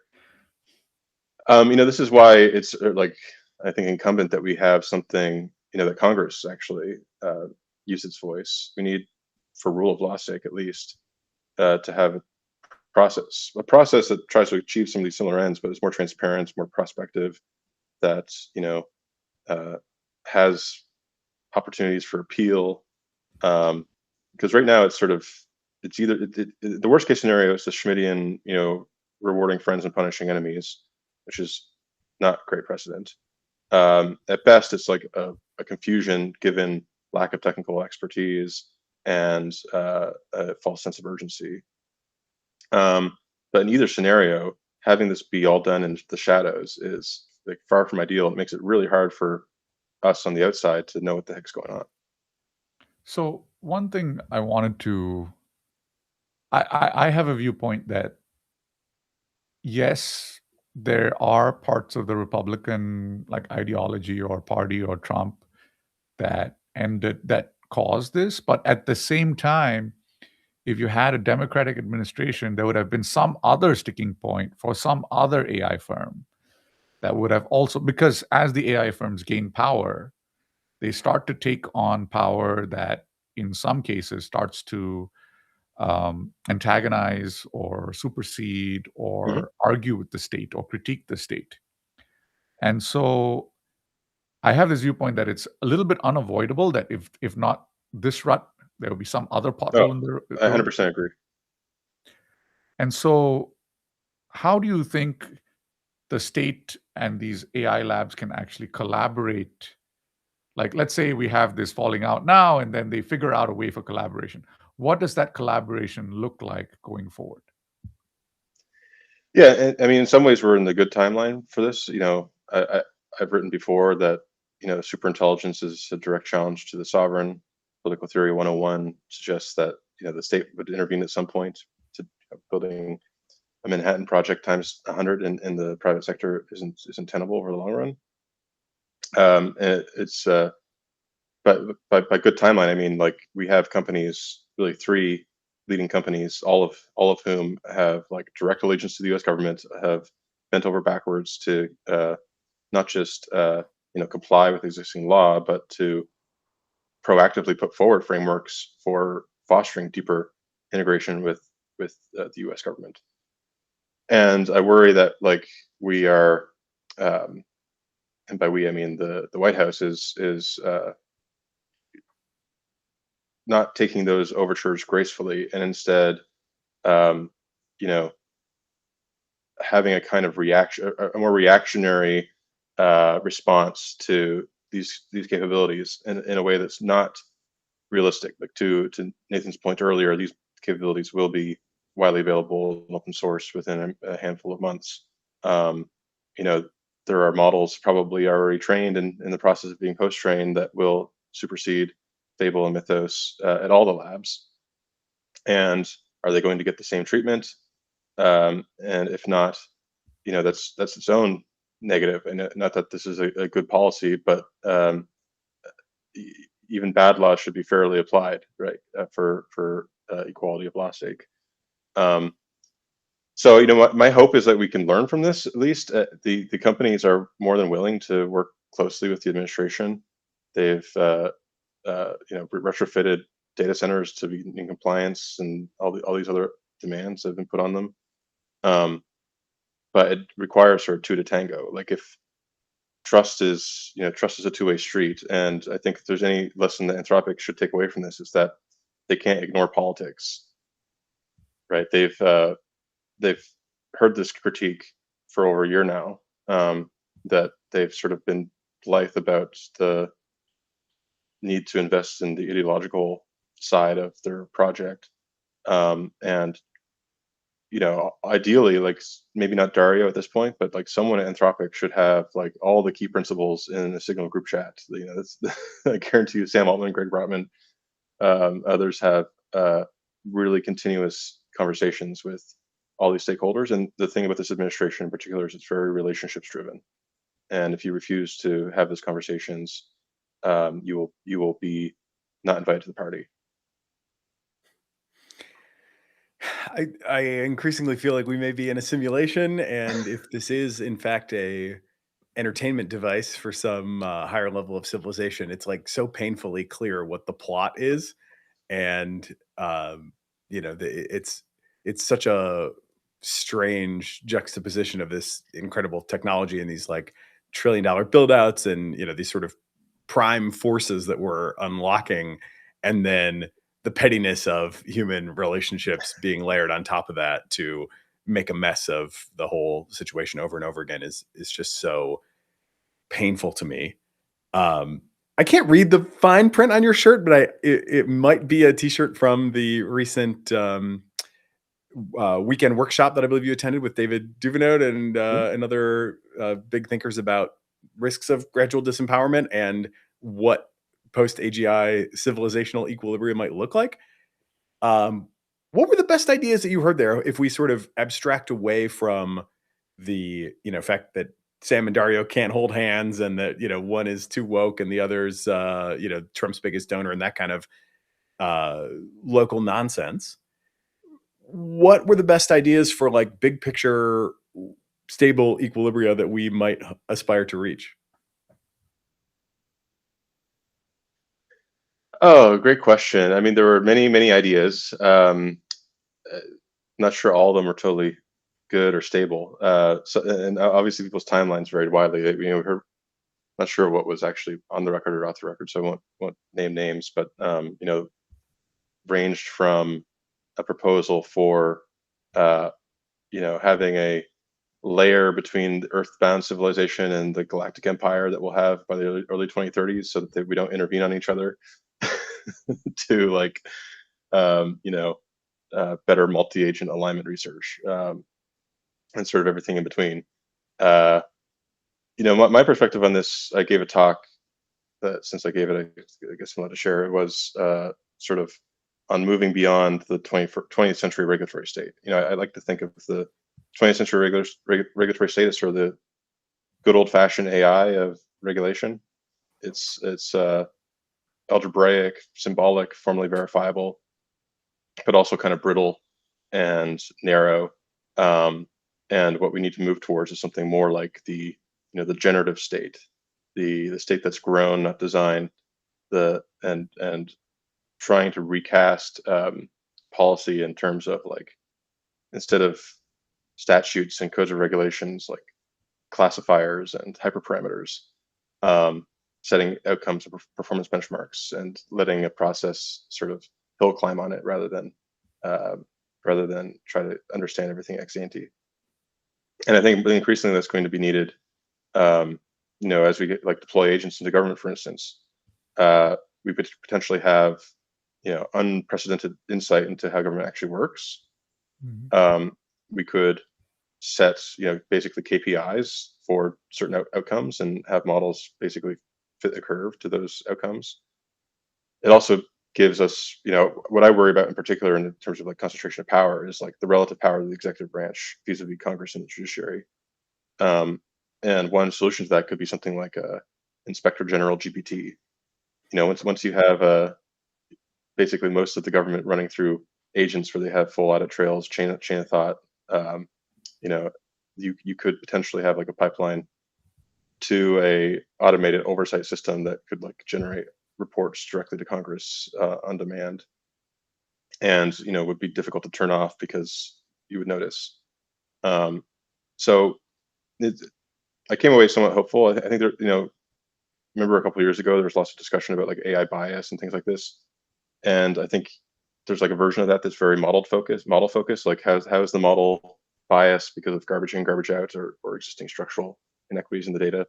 And then there's also just the fact that like humans are super biased, and if you can replace a human with something that you can benchmark as provably neutral, or at least more neutral than the alternative, you could end up using agentic AI in particular as a force multiplier for like rule of law and consistency in government. So the question that I had on that is that kind of efficiency that gets created by using AI in government actually already a form of loss of control? And to put it more concretely, perhaps policymakers and politicians are like given the task of squaring the circle. So, for example, when you have, let's say, the Biden administration and they had like a $40 billion plan for rural, broadband, Hmm. and that rural broadband, they could have used SpaceX, but they didn't. They forced it down to a wired broadband in all these communities. To what extent was that actually a job creation or kind of a handout to partners, which that kind of policy like framework was created so that you have this kind of you know part of the policy was actually the handout. It wasn't just rural broadband. Part of the policy was job creation and the Yeah. handout, but it was whitewashed under this kind of banner of the rural broadband. And if you give this kind of efficiency to government and inspector general, et cetera, this AI that kind of enforces things, that actually reduces the space of action that is available to the policymakers to kind of square this circle. So, in that sense, this kind of more efficient AI government is also a loss of power, a loss of control in government. Yeah. It's like if Robin Hanson were here, he'd say rural broadband policy is not about rural broadband. Yeah, I think there's probably like truth to that. I mean, there's lots of wiggle room, lots of sort of ulterior motives in how policy gets created and designed. And if you make that too legible, you could squeeze out some of that. I'm not as concerned about that. I'm more concerned about government basically keeping up and not being sort of displaced by much faster moving systems in the private sector. And there, like I tend to think of this as having like two equilibrium. There's the equilibrium where government goes the way of Blockbuster and gets completely swamped by Netflix, and simply sort of becomes like a rump state around the nuclear arsenal or something like that.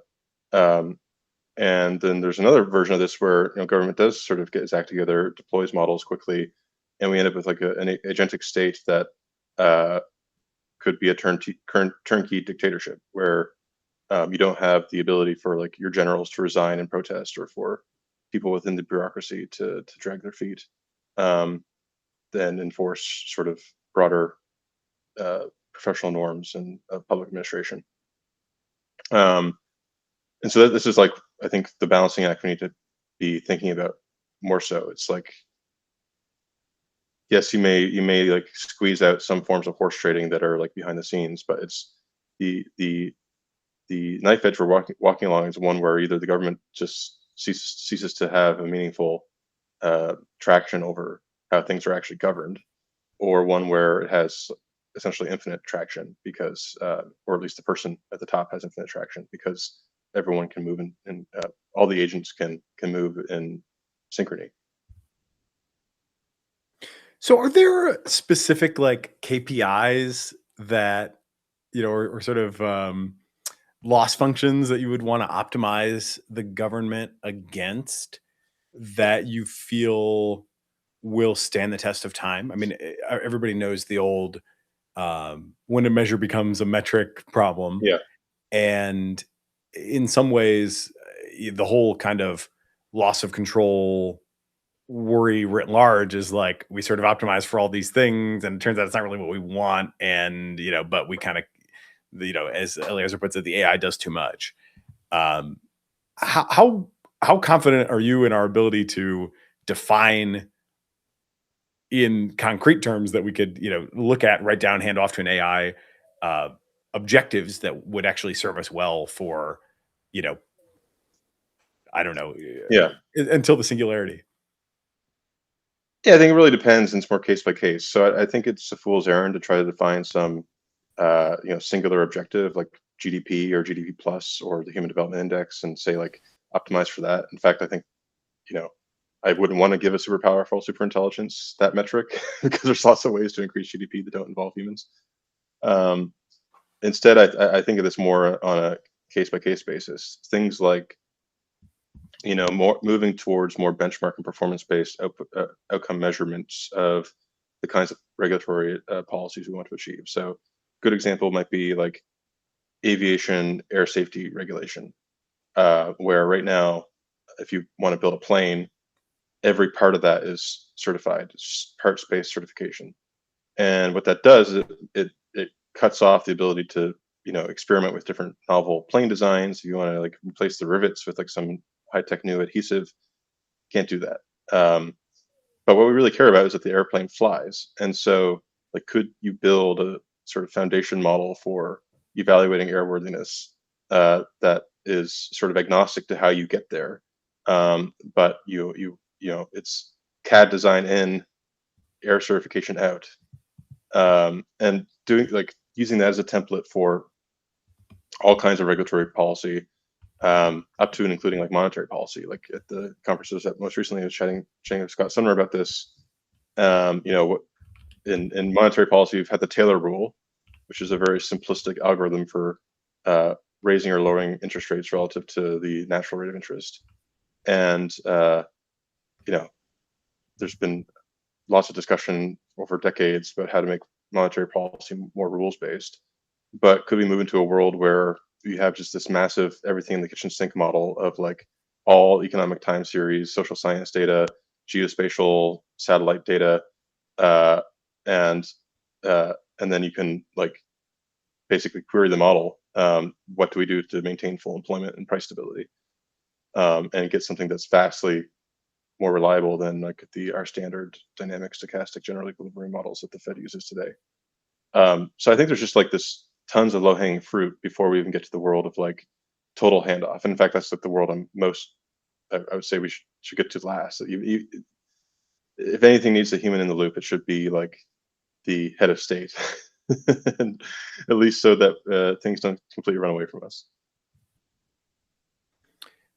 Did you see, last one, because we're a little over time already, but did you see the clip from Jack Clark that I think just came out yesterday, where he's being interviewed and the discussion turns to how difficult it might be to coordinate with China? And then there's sort of a surprising moment of agreement where he agrees with one of the hosts that like, well, actually, the state really has a vested interest in long-term stability and coherence. Yeah. And so I think it might be easier to work with other states than to have companies work together.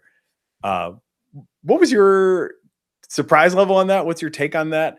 And as the more you sort of see the technology develop and try to look for these sort of possible target equilibria, are you becoming more bullish on our ability to establish the equilibria that we need, or less optimistic over time?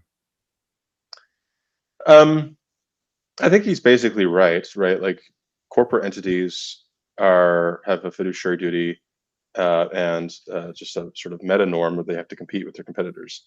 And that's not really true of nation states. So we talk about nation states as being in competition, but Paul Krugman has this famous essay, The Myth of Competitiveness. Like countries are not actually firms. We don't rise when our competitor falls. And so in addition to having this longer horizon view of the world, and sort of a insurer of last resort obligation to not to keep everyone from revolting, governments are also potentially much more aligned in terms of like discovering positive sum, Pareto improving kinds of agreements in ways that in some cases the companies can't even do for antitrust reasons. At the same time, I think a lot of Jack's views on that are probably colored from being Anthropic and their primary competitor being OpenAI, and the interpersonal and other historical reasons why they've had difficulty collaborating. Yeah, again, the plot is such a painful one to be reminded of all the time. Thank you for joining us. I would have loved to give you a chance to talk a little bit about your views on why we should take AI consciousness seriously as a possibility, but those are evergreen. I'll be back. Yeah, we'll refer people for your recent write-up to Second Best, the Substack. And I do appreciate you for entering into that discourse because, like so many things, it would be easy to neglect and easy to write off. And I certainly am, still very agnostic as to what is going on there. But I do think it's the kind of thing that as much as we have full plates, with all these daily breaking news items, we should not get too myopic and fail to consider these like really big picture existential stakes questions, not only for our own benefit but potentially for the benefit of the minds we're creating. So I do think that is a very valuable and noble contribution, and appreciate you for finding the time to zoom out and consider it. Thanks. Any other thoughts you want to leave us with before we break? No, it's great to be on. Good to see you. Likewise. Have a great day. We'll be in touch. Thanks, Sam. All right. We're running a couple minutes behind. Let's keep moving. So let me bring up that. All right. Matt McKinney So is let me next. introduce Right. Matt McKinney. He's the CEO and co-founder of Loop, a startup using AI to clean up and automate the data that runs freight and supply chains. He helped launch Uber Freight, where he saw how little things like errors in invoices snowball into big costs. Loop just raised a $95 million round to scale. They're positioning it as the intelligence layer for the physical economy. Lately, he's been sounding the alarm that AI is hitting a wall in industries like logistics because so much critical info lives outside the tidy databases, like emails, PDFs, even paper. The key mental model going in, AI is only as good as the real-world data and processes that you feed into it. So his perspective is going to help us understand how AI is going to penetrate these very physical industries, which are very manual and very paper-driven right now. Matt, welcome to the show. It's great to be on. Thanks for having me. So let's talk a little bit about your recent round raise. Normally, when you raise a round, you have a bunch of metrics that you need to meet before you raise it, and a bunch of metrics that you need to meet after you raise it in about 12 to 18 months. What were those metrics? What milestones did you achieve, and what milestones do you have in the future? The big milestones really that our investors are looking for are all backtraced to customer value. And I say that because if you get the customer value creation right, that's the leading indicator for all of your financial and operating measures. And so for us, it was really about, okay, getting some of the largest companies in the world, the Tysons, the NVIDIAs, the Dell Technologies, getting them onto our platform, proving that we can create not 2x ROI, but 10x ROI for these clients, proving that they will not just pay us once, but they'll pay us multiple times and continue to pay us more in our NDR growth. And also the ability to recruit the top AI talent to serve that mission. And I think that those two, what's the customer value and what's your talent quotient, that often, by the way, drives your customer value. Because at the end of the day, if you're delivering an AI system, it's probably only as good as the talent that you have building that AI system. And so for us, those two were the key drivers behind going out and attracting new capital. And when we look at the investor base, we've got some of the best out there. ABC, Founders Fund, Index, you name it. Valor came on board, and they saw a lot of opportunity. I think given their exposure to XAI via SpaceX now, that the data that Loop is acquiring in the actual physical economy is going to be some of the most valuable data over the next multiple decades, because that data, literally 60% of supply chain data is offline. It's dark data. No one has documentation for how these decisions are being made. No one has documentation for something that's done on a PDF or something that's on a physical piece of paper. I mean, every single day, there are 4 billion pieces of paper governing global trade. 4 billion every single day in bill of ladings and proof of deliveries. And that's a huge data challenge. And so for us to be able to track someone like valor to come on board, given their exposure to one of the leading labs and one of the most consequential companies of our lifetimes. I think it was just a huge testament to the customer value and the talent density that we were able to build in such a short time. And I think, continuing to compound on that. So concretely, like, how do you get the data in there? Like, are you scanning PDFs? Are you putting like little watchers on people's computers to watch what they do? Are you transcribing phone calls? Like, what are the actual things that you actually do in order to ingest the data? So we get data from probably 38 different sources. Some of those are third-party sources, some of those are first-party sources. Think of it in a supply chain, though. It's a network of networks. So even an organization like a Tyson Foods, they can optimize within their four walls, but they can't optimize within their suppliers' walls, and they can't optimize within their customers' walls.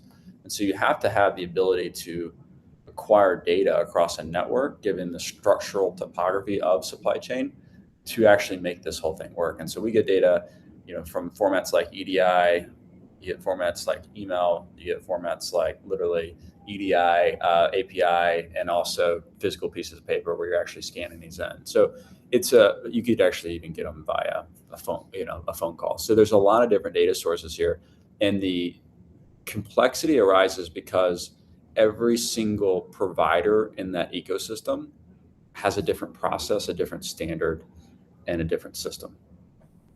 And so you've got this combinatorial complexity of different options or different structures of data, which I think make this whole supply chain data challenge one of the most important problems to solve.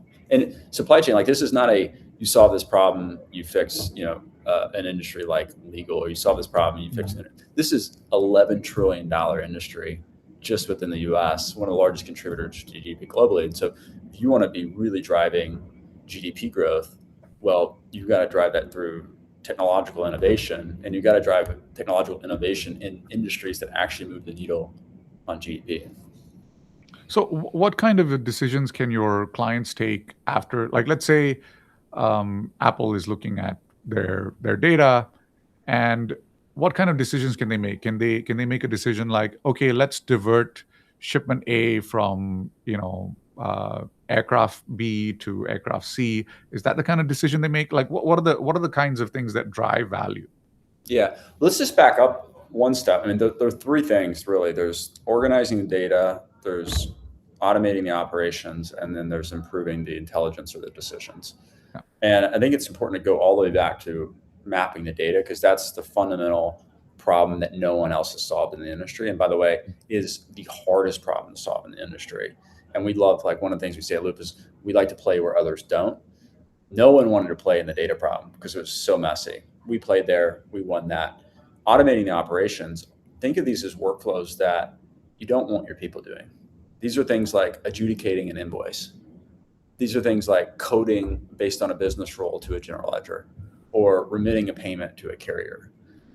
Very manual, labor-intensive workflows that agents do a much better job in terms of higher quality and faster, but two, they are much cheaper. The token cost is a lot cheaper than the labor cost.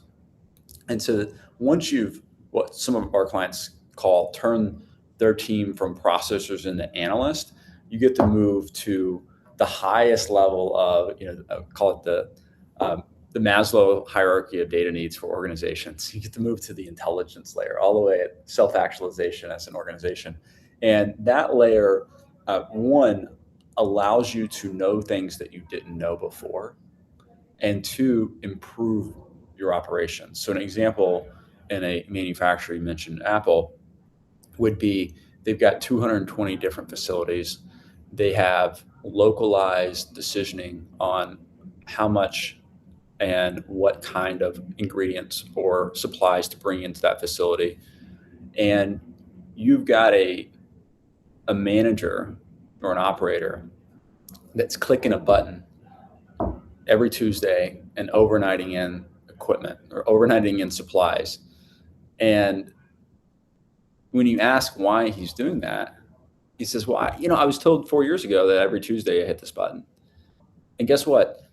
you're overnighting in supplies that you have 1 year's worth of inventory, and you're paying literally $15,000 for that overnight shipment every single Tuesday when you've got a backlog of inventory of that supply at your plant.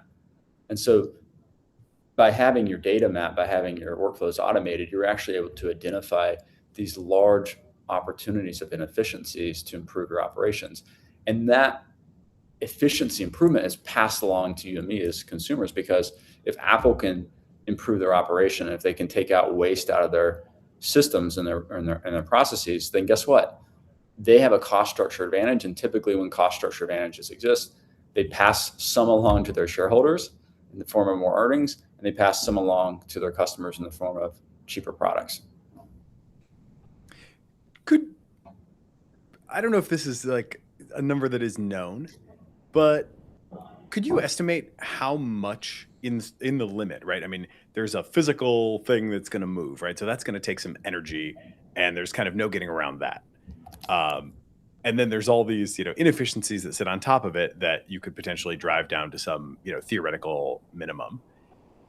How different does that world look like? How much cost gets taken out?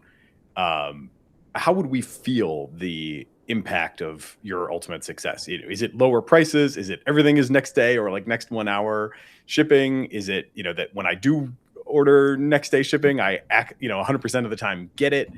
And do you also think, I think one of the lessons obviously that was learned in a painful way in the COVID timeframe was like the just-in-time supply chain is also brittle in some ways.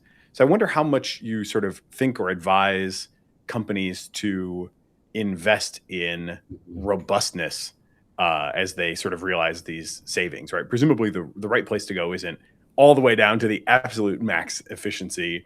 Sometimes a little inventory, as we've learned the hard way, like can be a good thing. So I guess, from a couple different angles there, what do you see as the end state of success? How will we feel it, and how will we make sure we don't overdo it? Big picture, I mean, if you look back to Bretton Woods, that was when the legacy trade lines were drawn, and really the advent of a lot of globalization. And so multinationals, they started to build their supply chain in a very globalized fashion. Well, there were a lot of events, geopolitical events, pandemics that actually exposed the risk in having globalized supply chains. And it actually showed overnight that maybe optimizing for every unit of margin was not the right strategy, because it could blow up our ability to even serve our customers, which would start being a bottleneck on our revenue. Could be a national security issue to nation states like the US. And that exposed a lot, because now over the last 4 to 5 years, you've actually seen an entering of a post-globalized economy. And when you've got a post-globalized economy, that means a lot of nearshoring. It means a lot of reshaping of the global trade lanes. And when that happens, you need to reassess your cost structures. And like, for example, Amazon, I love the Jeff Bezos quote. He said, a lot of people ask me what the world is going to look like in 10 years. But what I can tell you is what won't change. And what won't change is consumers will always want better service and lower prices. And I'd say the same thing for companies. What won't change in 10 years is companies will always want better service and lower prices.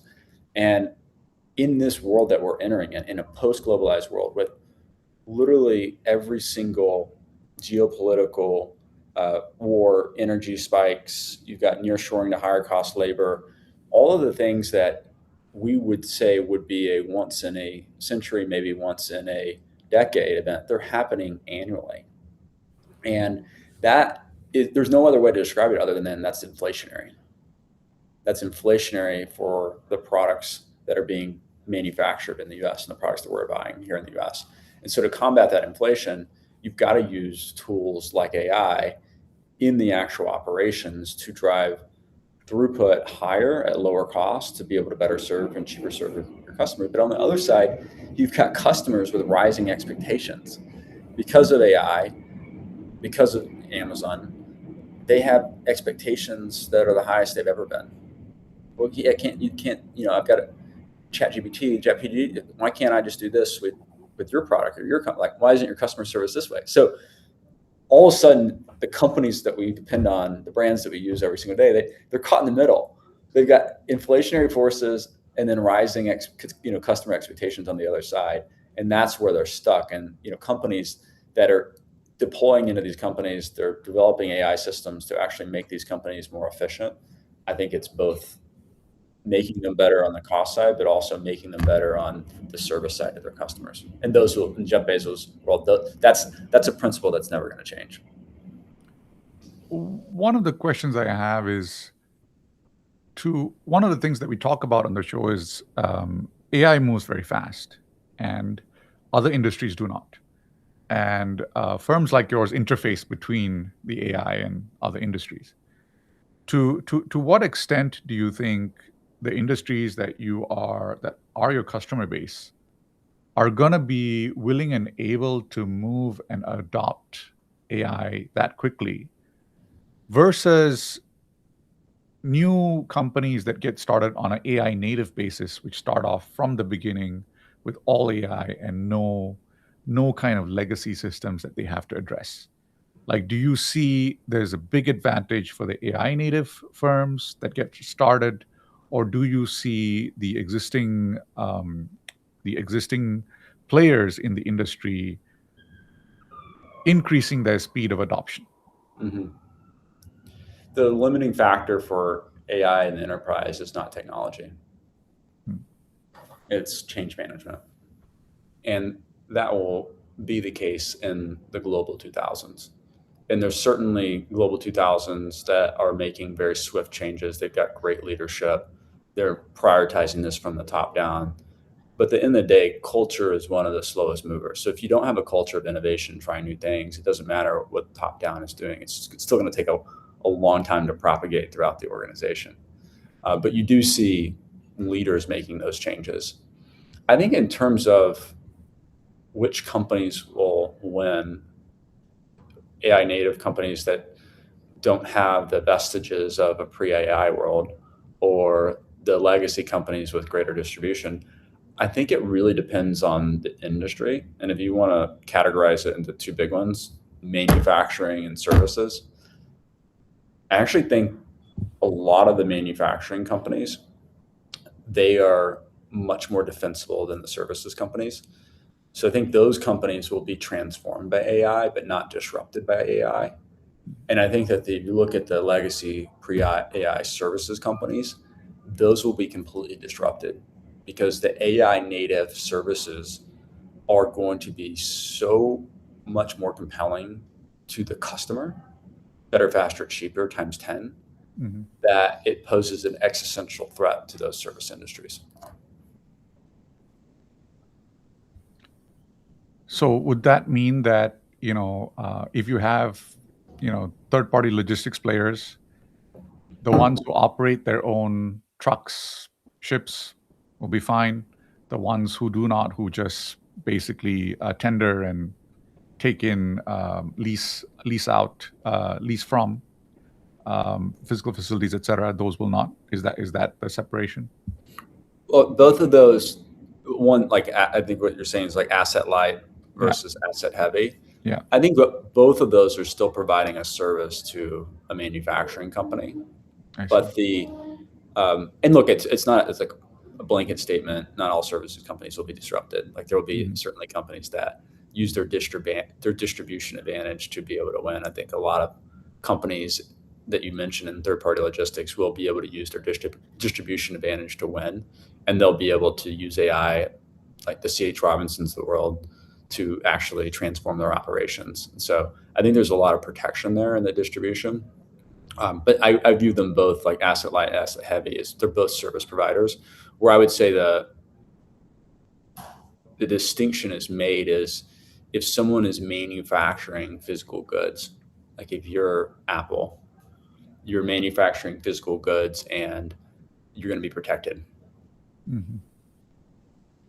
So how do you see your role and sort of defensibility playing out long term? Because it seems like if I had to put you on one side of that divide, I'd put you on the services side, right? I didn't hear anything about physical goods. A lot of anxiety, obviously, around if we're building an app on top of foundation model companies. Like, at what point does the model just come into a new environment and whip up its own app and kind of get us a lot of the way there, maybe at a 30-to-1 token price advantage for the end customer?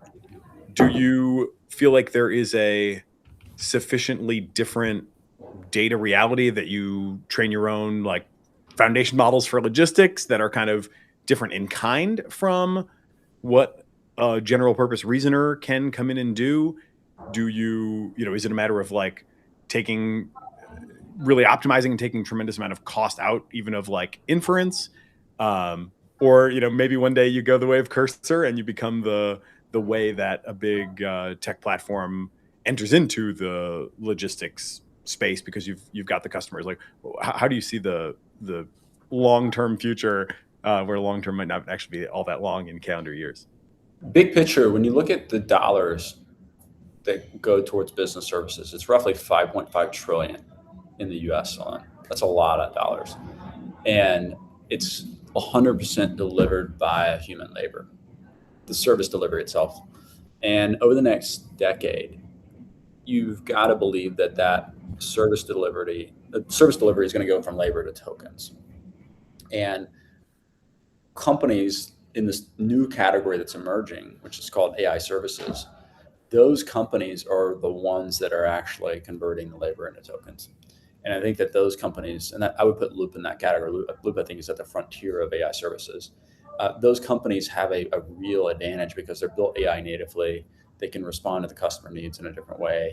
They are delivering the value of their product, not with humans that have a lot of process errors. They're delivering it with tokens that are much more reliable. And so that shift is happening across multiple different industries. And I think that the way that these AI native services companies will win, or to use your words, protected from the models, from the frontier foundation models, it's actually twofold. One, the services data is non-verifiable largely. And so you're not in the path of the models, because coding models work really well because of the verifiability of the domain. Well, guess what? It's really hard to get verifiability in services, especially in supply chain services. And the second is the data asset itself. This is not internet data. This is not publicly provided data. You can't like hook up a GitHub repository to this data. So the domain language and data itself is offline. It's proprietary. It's protected. And so I think for those two reasons alone, you've got a lot of moat from the foundation models. And look, we use a lot of the frontier models ourselves. We got our own Dux, which is our proprietary foundation model that's trained from scratch on all supply chain data. We're processing literally 2 billion data points a day. So the amount of data that we're accumulating in this domain is amazing. I think that what you'll see is that you've got companies like us and other verticals that have similar characteristics, that have a huge data advantage. They actually have a domain knowledge advantage, and they're training their own foundation models to perform very industry specific tasks.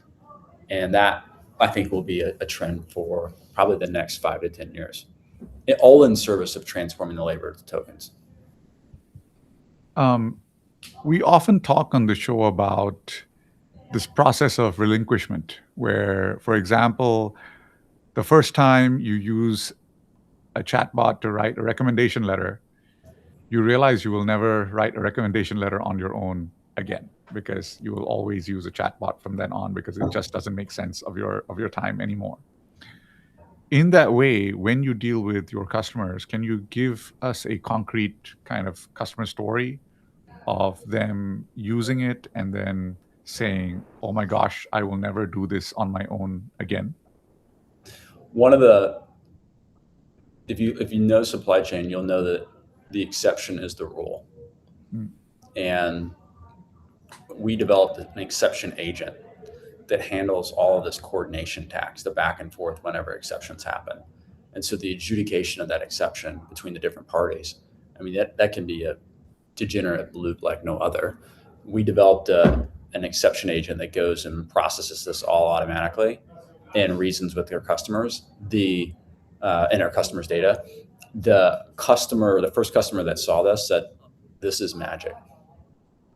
And I think that was our aha moment, to where they're spending literally 20, 30 people a week processing these types of exceptions. It's delaying their working capital, it's delaying their payments, it's delaying their products. And by resolving exceptions in minutes instead of weeks, you get not only time back, but you're better running your business, you're better serving your customers, and you're lowering your cost. So that would be our wow moment for almost every single customer. So zooming out and thinking about, we were just talking with Sam Hammond before you joined about post-AGI civilizational equilibria. So not to throw too big of a galaxy brain term at you, but I wonder how people are reacting, and if you and the employees at your customers sort of see the same end state today that we're all kind of headed toward. It strikes me that, like, to take all this cost out, to take all this time out, you're really taking humans out, right? I mean, I think in many organizations we try to tell stories about how we're going to go to higher level stuff, but like, unless you're sort of positing somehow 100x more stuff being shipped, which seems like hard to imagine, then 100x efficiency improvement just kind of has to translate to lower headcount, I would think. So how do people feel about that? Do they see it? Do you, are you willing to say that, yes, that's where we're going? And if so, like, as this plays out across a lot of places at the same time, what do you think society as a whole should do about it? I think about this a lot, and throughout civilization, the arc of technology has always been a feature of abundance. The question is this time different? And I think that this time might be different, largely because the pace of change and disruption is so fast. If the pace of change and disruption is faster than the rate of labor retooling, then you're going to have large issues. And and I'm not making an argument on whether the pace of disruption is greater, equal to, or less than the rate of retooling. But what I do know is if the pace of disruption is greater than the rate of retooling, you're going to need policy intervention to be able to stop civil unrest. It also could lead to the beginning of a new government. And I'm not saying the end of democracy, but it could be the end of government as we know it. I mean, if you look at a lot of technologies throughout the millennia, it's really been a force of change. Like feudalism ended when you could now all of a sudden travel. There's a lot of history context here that you can take and extrapolate to what is different this time. All the assumptions that we made about the way that we live, what is different? I think that two things would be: one, the rate of retooling has to accelerate, and I don't think we're doing nearly a good enough job on that today. Number two is that when you look at the abundance factor of what else can we be doing with this, I think that you've got to have it not concentrated in a few people. You've got to have it not uniformly distributed by any means, but you can't have all of this concentrated in, a handful of individuals or firms. You've got to have abundance in the ecosystem.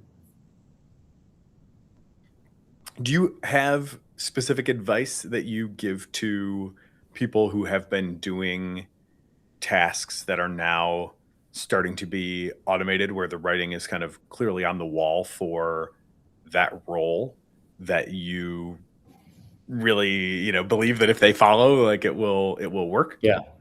Well, there's two big differences, right there. Labor will be commoditized as we know it. Talent will never be. And the reason I say that is we've got some insanely smart Stanford, University of Chicago, they start on the ground floor doing manual tasks, training the AI, helping really build out our RL systems.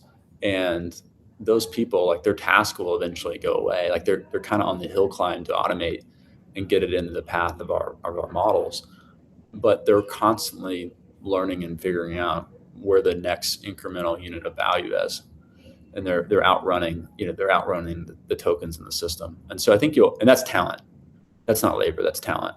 And so I think, at least for Loop, we don't have an issue with that, because we're in the world of abundance. We've got a lot of really great talent. The talent density is so high here that you will constantly have individuals that are seeking the next, higher level, more cognitive power, more intelligent tasks to be done. How has your hiring flow changed in the last, let's say, 2 to 3 years, as AI has gotten this good and people are confused about lead coding, et cetera, et cetera? Like, how has your hiring flow changed, like your hiring practices? The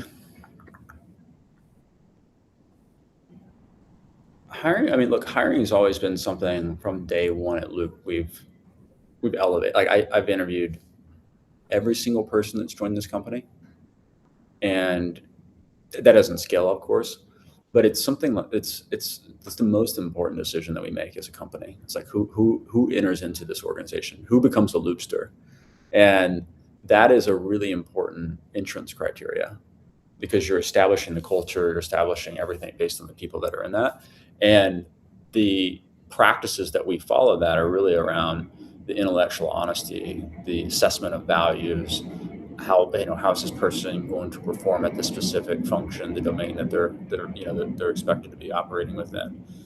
So I don't think that has changed per se. I think it's just only magnified in the world that we live in today. I know we're running a little late already. Do you have time for one more kind of in the weeds question? Let's do it.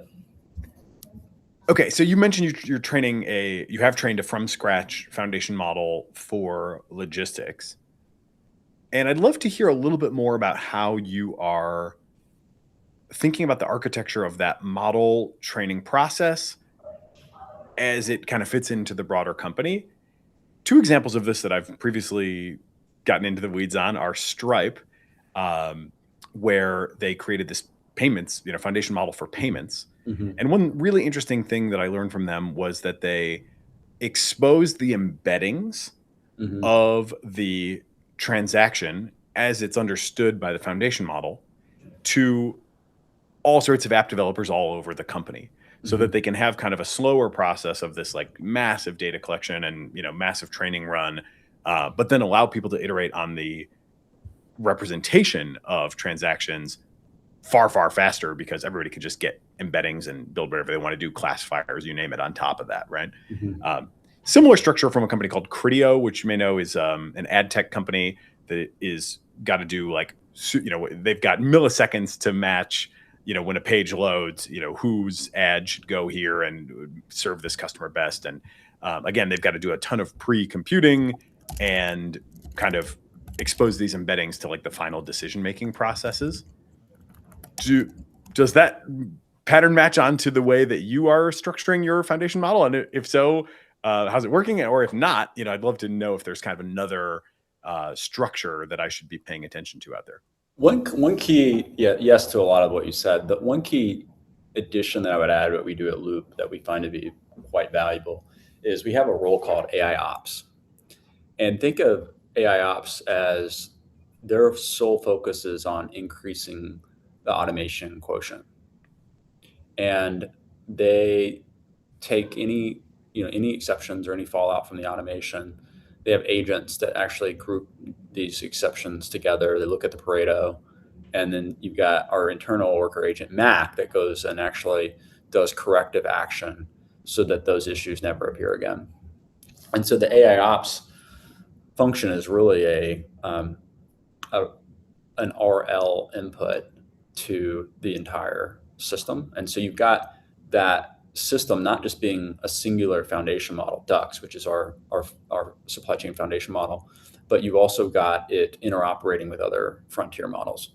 And that is, I think, the secret sauce that we've been able to really point the AI to and increase automation, improve quality measures for a variety of different tasks. We've got about 28 different tasks today that we're doing that with, that are, the service, the task is the service to the client. And that AI ops function is kind of the practitioner. And these are really smart, younger, earlier career. They're not biased by, the ways of the past. They're AI native in thinking and operating, but they're really at the intersection of converting this labor heavy task into token centric task.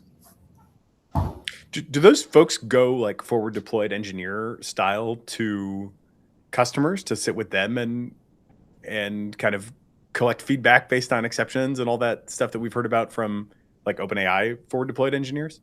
Yeah, we have some of that. That is not the AI ops function, but we do have some of that, to where that would be us defining new task. So think of that forward deployed function as defining new task at the frontier, and AI ops is really optimizing the automation of defined task. Gotcha. Okay, cool. Could you maybe share one more bit of information on the foundation model when it comes to like, it doesn't sound to me like a next token predictor, but maybe it is.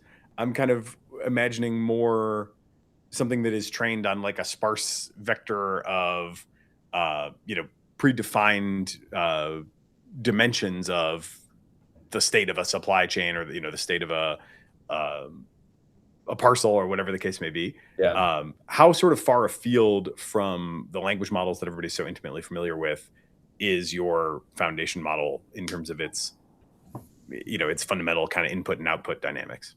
Yeah, I think the big three vectors are positional, visual, and language vectors that go into this. And then we focus attention in very unique ways. The unique thing about supply chain is it runs on its own language. So the codification of the domain, we call it domain-driven design, is the most, if you point back to anything, it's the most consequential, the most impactful to our automation rates and the efficacy of these models, is by having that domain understanding and domain model imbued in the actual models themselves. And that's all about the way that we organize and structure the data. And we use our foundation models to do that organization and structuring of the data. So that's the big the architectural innovation that we drove, but also applying it in a very unique way to a specific domain. Cool. Thanks for getting into the weeds with me a little bit there. I appreciate it. Yeah, it's fun. I'm a former data scientist, so I love going deep on AI. It's like you feel like all of a sudden you've been recognized after like 20 years of being in the field. All of a sudden you're like, yes, AI is everywhere, and everybody's been asking these questions. Yeah, we're all. I sometimes feel like I'm in some sort of simulation that is maybe operating for entertainment, or who knows exactly what its macro purpose is. But I do feel uncomfortably close to the center of the action sometimes, and definitely to my surprise. Prakash, any other questions, or Matt, anything else you want to leave people with before we break? No, I think this is it. The big thing to lead is, AI is going to have the most impact in the industries that drive the highest contribution to GDP. And it's typically the messy and the ugly ones. It's not the sexy ones. So fall in love with that problem. If you love AI systems and AI deployments, there's no better industry than supply chain, but there's also other industries similar to this that, if you get excited by it, go dive deep into it, understand not just the technology, but understand the domain itself. Just to kind of spitball and get a kind of sense, let's say part of this idiot index in a product is not just the atoms, but the moving of the atoms across, the seas and et cetera, which is really the logistics costs implied in the product itself. How much do you think AI can actually help save on that logistics cost? Like how much can you close the gap between what it costs right now and the bare energy cost of moving these products? Yeah, at the limit, I think you're anywhere from 5 to 10%. Oh, wow. Which is material in an $11 trillion industry. So if we can take out $1.1 trillion, that's a highly deflationary force in the global economy. Incredible. That's until we get to intergalactic supply chains. These are just terrestrial supply chains. Indeed. $1 trillion here, $1 trillion there. Yeah. Pretty soon we're talking real money Real in money. the AI economy. Pretty Matt soon we're McKinney. talking- One Elon. Yeah. New unit. Matt McKinney, founder and CEO of Loop. Thanks for being with us on AI in the AM. Enjoyed it. Thanks for having me, guys. Appreciate Cheers. See ya. it. That's a really interesting new segment that we can maybe come back to over and over again. Like, where is the new foundation model in order? Mhm. It's pretty clear that it's in order for payments. Yeah. No doubt about that.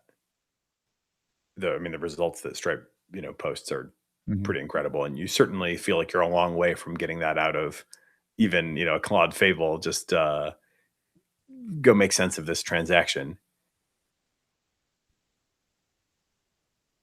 It's a little harder for me to squint at and see in supply chain. It feels like it's more amenable to just really good reasoning. But I think the subtext is that these fields have a particular language, like payments, for example, which is not just next token prediction, and there's also things which are hidden in payments. Fraud, obviously, it's an adversarial environment, and you have lots of fraud. I think in logistics, the delays are all unexpected events. They're all the exceptions. And people only call you when the exceptions happen, and all of your time is spent exception handling, basically, right? So I think those are the I almost see it as these fields speaking a different language, so to speak, and that language of transactions and fraud and adversarial systems and etc., which is not like what you get from your next token prediction, because next token prediction is the most common token to come out. In this case, you're looking at the least common, the lesser common tokens, the less so common tokens that you have to work on, which has always well, I been. do wonder. I mean, with these exceptions, like how many of them are really sort of exotic exceptions, and how many are routine exceptions, right? I mean, clearly in the history of human-powered process for these kinds of things, it seems like the vast majority have got to be something you can put into those. I mean, he talked about like 28 tasks, right? Or I think it was 28. So an interesting question we didn't get to ask would be like, how many of all the tasks do the 28 tasks represent? And it feels like there's got to be a pretty substantial power law there where the vast majority of these exceptions have still got to be like, I know exactly what to do immediately. I've seen this a million times, right? It's an exception. The thing didn't make the boat. The thing didn't make the plane. It's whatever. We need to do something. But I'm very familiar with this situation. I kind of know what I need to do. I think like on the one hand, it's absolutely true. A delay is a delay. It didn't make the plane. It didn't make the boat. On the other hand, like the handling post the exception handling, post the exception, could be like, okay, Trump tweets out new tariffs on this date, and all of a sudden, like the tariffs only affect a certain kind of toy which is coming in from China. Only a certain number of ships have that toy, and my customer is on there, and some toys are of high value enough that the customer will pay for the additional tax, and some are not. And so what are we going to do with them? And you have no choice, because even if the customer doesn't pay the tax, you still have this box, container of toys that you need to do something with, right? And then you have to go back to, well, is this a force majeure? Is this covered by insurance? Is this particular insurer going to cover it in this instance? And then you have all of these headaches along the way of these different interacting commercial counterparties with different contracts and different rules and different ways of doing stuff. And the final thing is that sometimes you have on paper what looks to be the same contract, but in practice, it's different. Sometimes in practice, The guy, your team might tell you, this insurer will always pay, and this insurer will always reject your claim. And then you have this kind of fork in the decision tree where it's not even on paper, it's the same contract, but you have different treatment of, the commercial counterparty. And this is what happens in the industry, this kind of and you end up with this kind of tribal knowledge, which your people on the ground build up through fire. And on thousands of shipments, yes, there are reoccurrences 3 or 4 times, but they're not reoccurrences enough times for you to build software that does the handling for that particular case. And this is what happens, I think. The number of exception cases, the number of different kinds of exception cases are very large, even though at the end it's always where's the delay and who's going to pay for it. Those are the 2 things that you need to know, right? So I think that's... Doesn't all that though kind of push you more toward thinking that the general reasoner is the ultimate backstop? I mean, if I'm trying to assess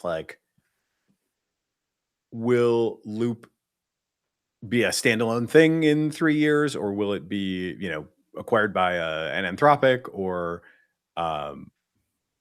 where's the value really accrue? I don't feel like I have clarity on that by any means, but all these sort of long tail things, it feels like they would need a more general reasoner customized to the domain versus a sort of pure play, all shipping data trained from scratch sort of model, because I can't imagine that model, Trump will get out of distribution for that model for sure.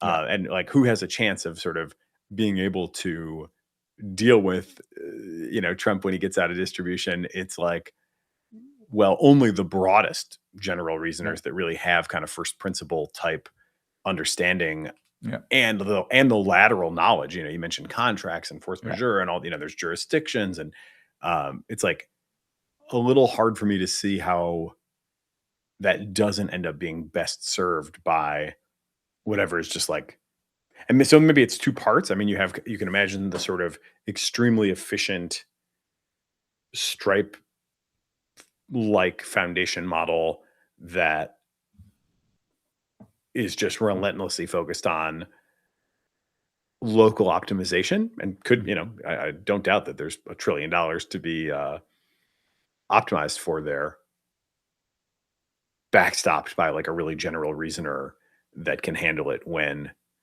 all of a sudden the game changes in a material way that just kind of means okay, this thing can't really, this hyper optimized thing can't get that far out of distribution, so we kind of have to go to a broader, more general purpose system generally, which also kind of makes an interesting analysis for businesses like this. Just how weird do you expect the future to be?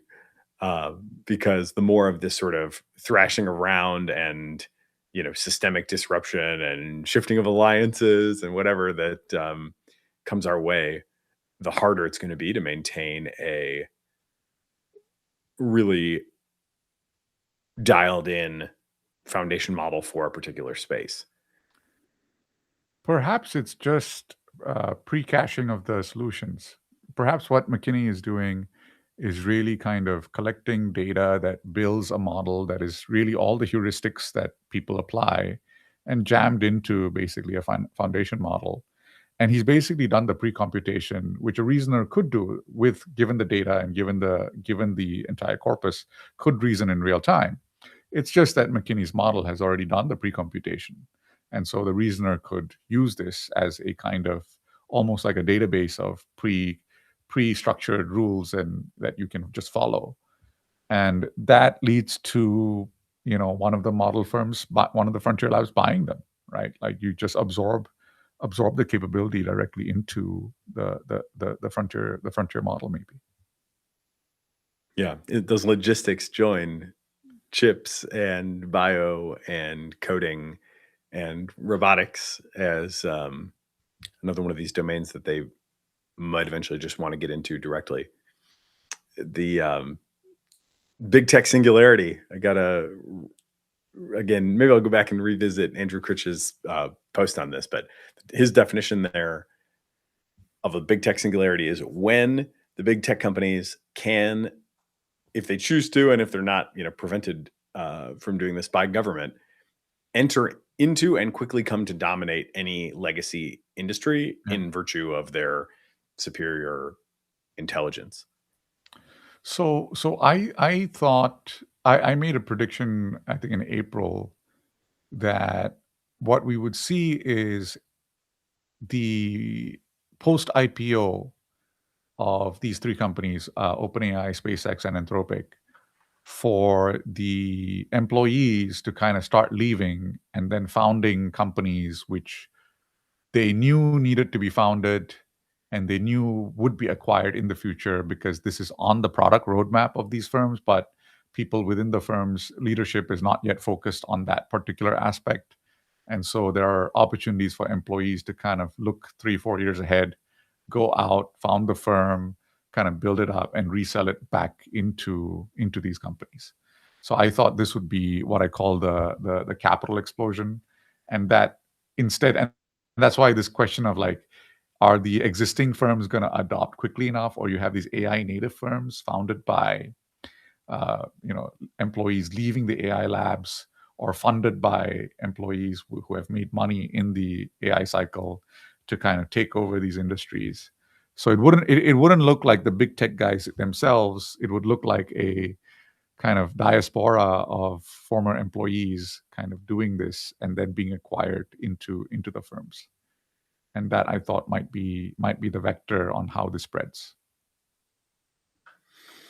Yeah, those boomerangs are going to have to turn around and come back pretty quick for all that to make sense. But I can certainly see some of that happening. Especially if you can self-fund, you don't even have to fundraise, and you can just go take a run at it.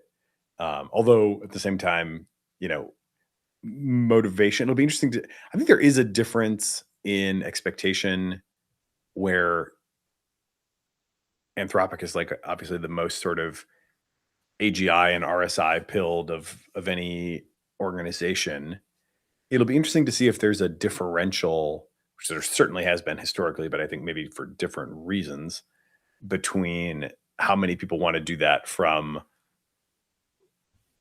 a Google versus an XAI versus an OpenAI versus a Anthropic. Like, I guess my prediction there would be, I don't think we'll see many people from Anthropic do that, because it seems like they believe that there's not really time, and like the only thing that matters is like getting into this RSI bootstrap in the best way possible. So I don't know.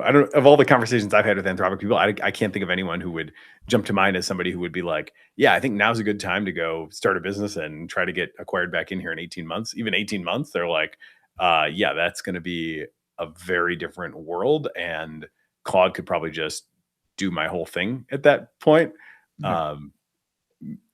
Where does OpenAI sit on that spectrum? Like how uniform, or how deep does the conviction run there that this is really happening and it's like the only thing that really matters? I'm much less clear on that, and I think it's like probably see most of it, although we don't have the same liquidity moment coming out of a Google, but certainly we've seen like a lot of people do that over time there, and I wouldn't be surprised to see some more still. XAI being a total wild card. I mean, who knows? Like that's going to be, I'm sure that we'll see lots of surprises, I suppose, from SpaceX AI before it's all said and done. And I really have no idea what to predict on that dimension. I think like the periodic labs, William Fedis, I think is like a clear example for me of something that the OpenAI was not set up to do, which was experimentation on material sciences. And so it made sense for them to kind of leave and found, and it's something that all these firms will get to eventually, but it's so far out that it's still amenable to experimental discovery. And I think DeepMind, Demis's feeling has always been that you're going to need real world physical experiments, and so you're not going to get to full AGI RSI without that kind of work, and it has to be done. So this is a very different perspective than what Anthropic has. Anthropic is feeling that you get to RSI and RSI will solve everything else. So. Well, we can continue to monitor that situation, as we say these days. Anything else we want to touch on before we leave it for today? We did touch briefly on the Jack Clark companies versus states thing. I guess my reflection on, and there may be more there, and then we obviously talked plenty about Fable. I guess I'm kind of repeating myself in saying this, but man, it's really frustrating how I feel both that there's just such gravity toward close watching of the few companies and the interactions with government and all that stuff. And then at the same time, it's just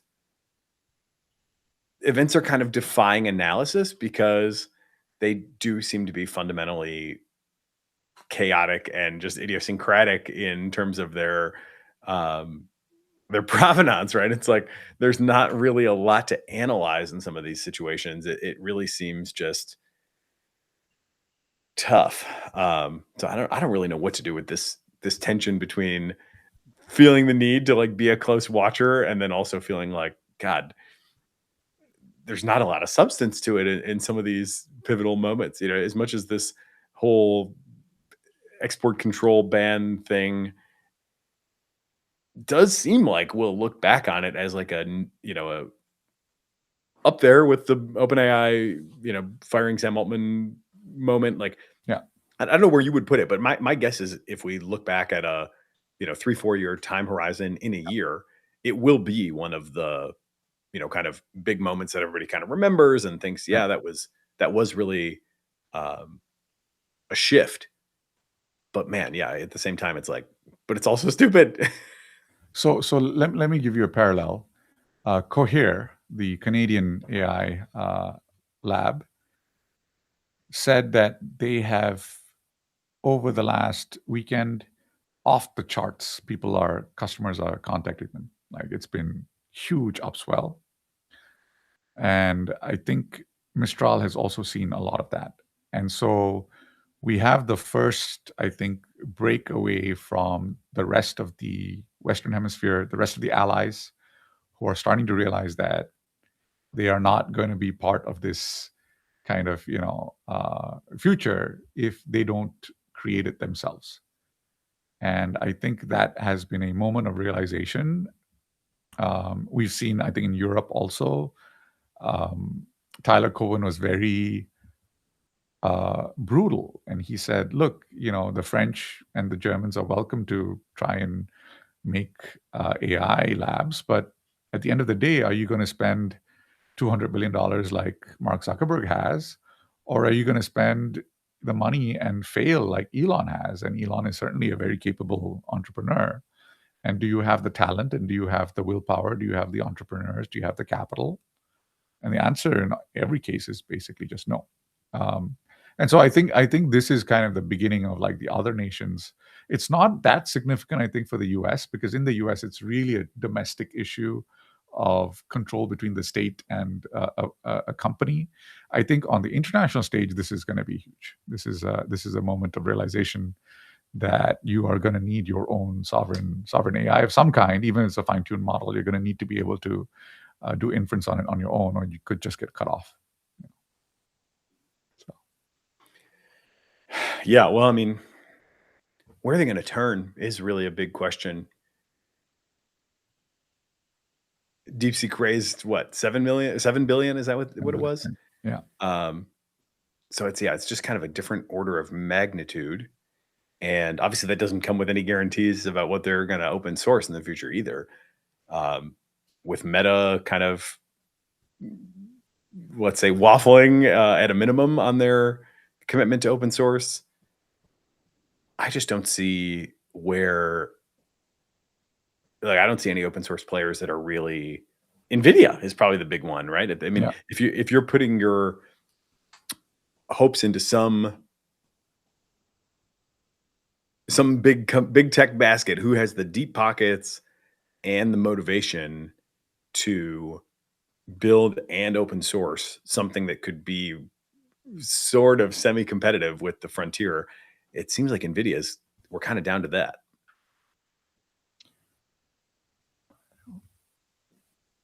I think you are correct, but I think DeepSeek will also be there. They're committed to open source. The funding, the $7 billion funding, very interesting structure. The founder owns all of it. So the founder set up a special vehicle. You put the $7 billion in his pockets, and he funds the company. The other people do not get any rights. The shareholders who are coming in do not get any rights on the firm itself. They don't get to exit for 5 years. They can't resell the shares. It's all basically locked up. And he got a $7 billion, and I think he could have raised 50 if he wanted to. I think the cash was there. He could list the company publicly if he wanted to, a couple $100 billion at least. I think they're happy with the reception of the models, and they've also been able to use the Huawei chips, and so he's in the process of constructing this again conglomerate consisting of the AI and the chips and the capital and all together. The thing that strikes me though is that even in China, I think AI models are going to end up taking over from the state. The state is going to lose control. So my question on China has always been, when does the nation state recognize that this is going to happen and clamp down? So let's wait and see when that happens. Yeah, I do suspect that there could be a Beijing directive at some point that we just can't do this anymore. I don't doubt that I don't understand the team there that well, or I haven't really read too deeply about the founder. I do get the sense that they have a more, what's their mission, to explore AGI with curiosity or something like that. Like they do have a very sort of similar vibe, I would say, to the American Frontier Labs, at least in an earlier iteration, where there is this kind of borderline ideological wonder of discovery type of motivation to it that seems pretty genuine from everything I've been able to gather. But when we see how easily the government can kind of put Anthropic in its place in a supposedly much more pluralistic and due process based society, it doesn't sound like DeepSeek has much of a chance, for at least a few more. They got a long way to go in R&D before they're going to be challenging the sovereign. So, yeah, my guess is that probably gets shut down at some point. But who knows? The Chinese government is everybody's, got all these high conviction statements about what they're going to do, what they're not going to do, how difficult it might be to deal with them or not.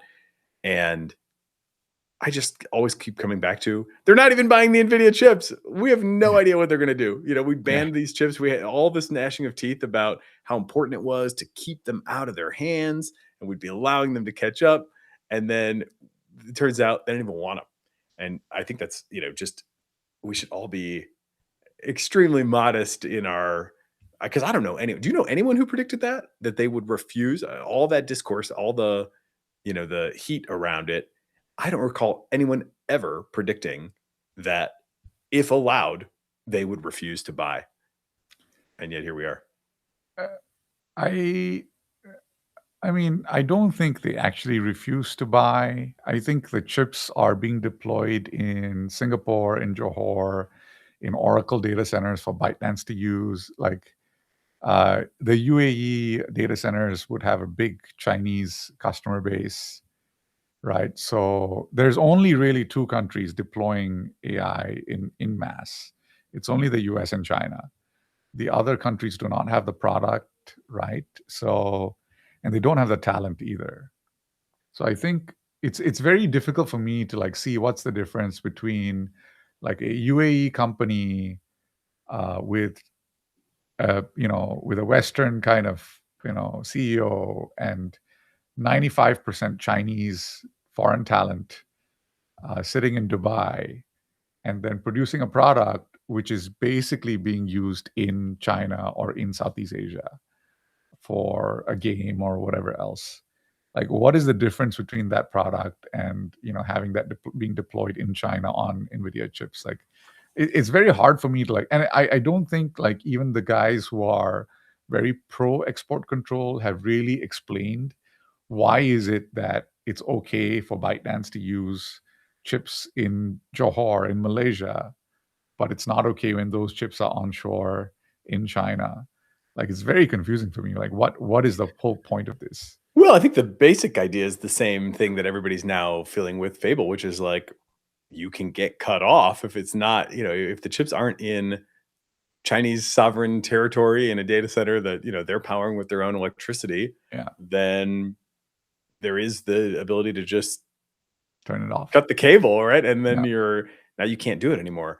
So, I mean, I think there has been and I'm like not, I've never been a big fan of the export controls. The version that I sort of thought made the most sense in terms of how do we have, we may need some leverage, obviously, vis-a-vis China, and this is obviously one place where we can get it. So, okay, fine.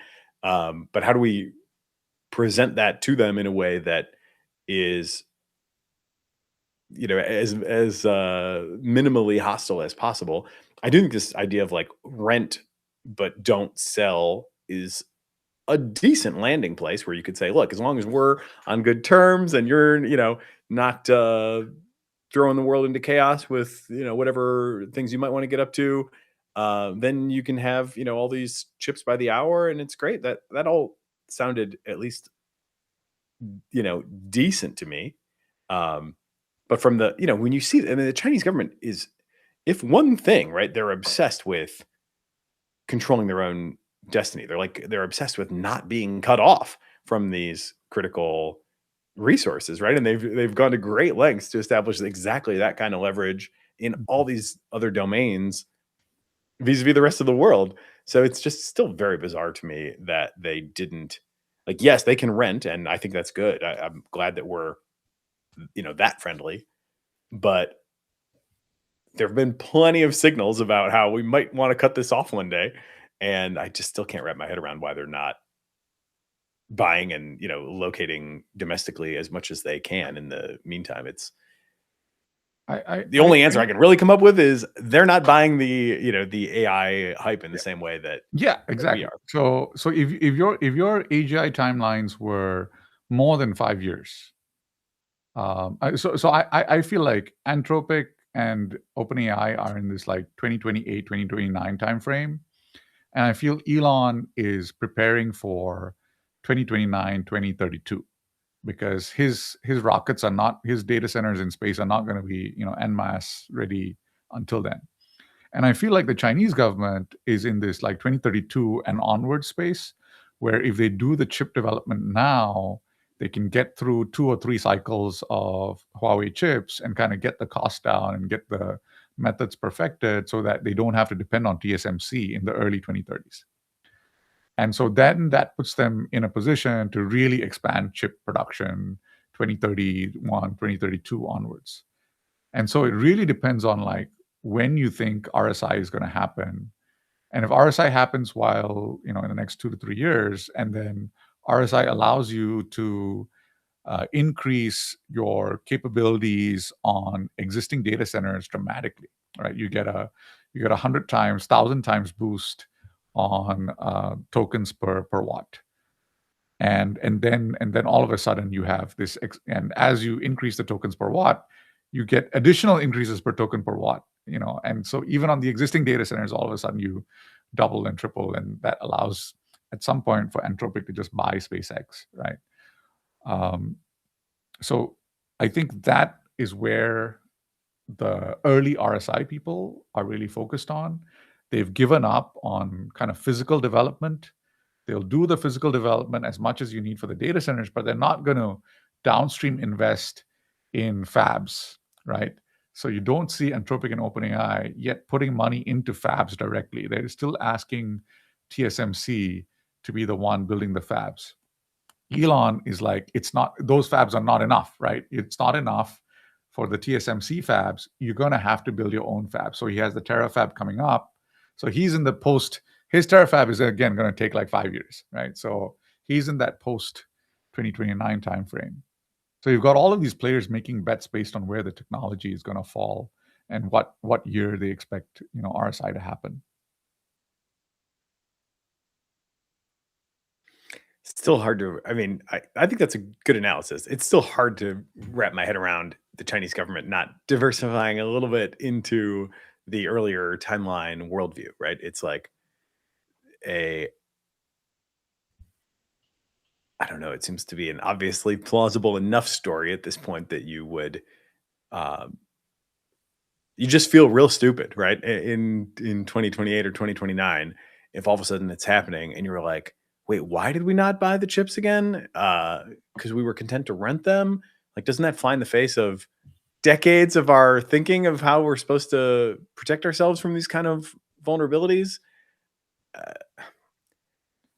It's weird. I don't know. I mean, I can't offer a better analysis, but it still feels like there's something that has not been adequately explained there that I'm like,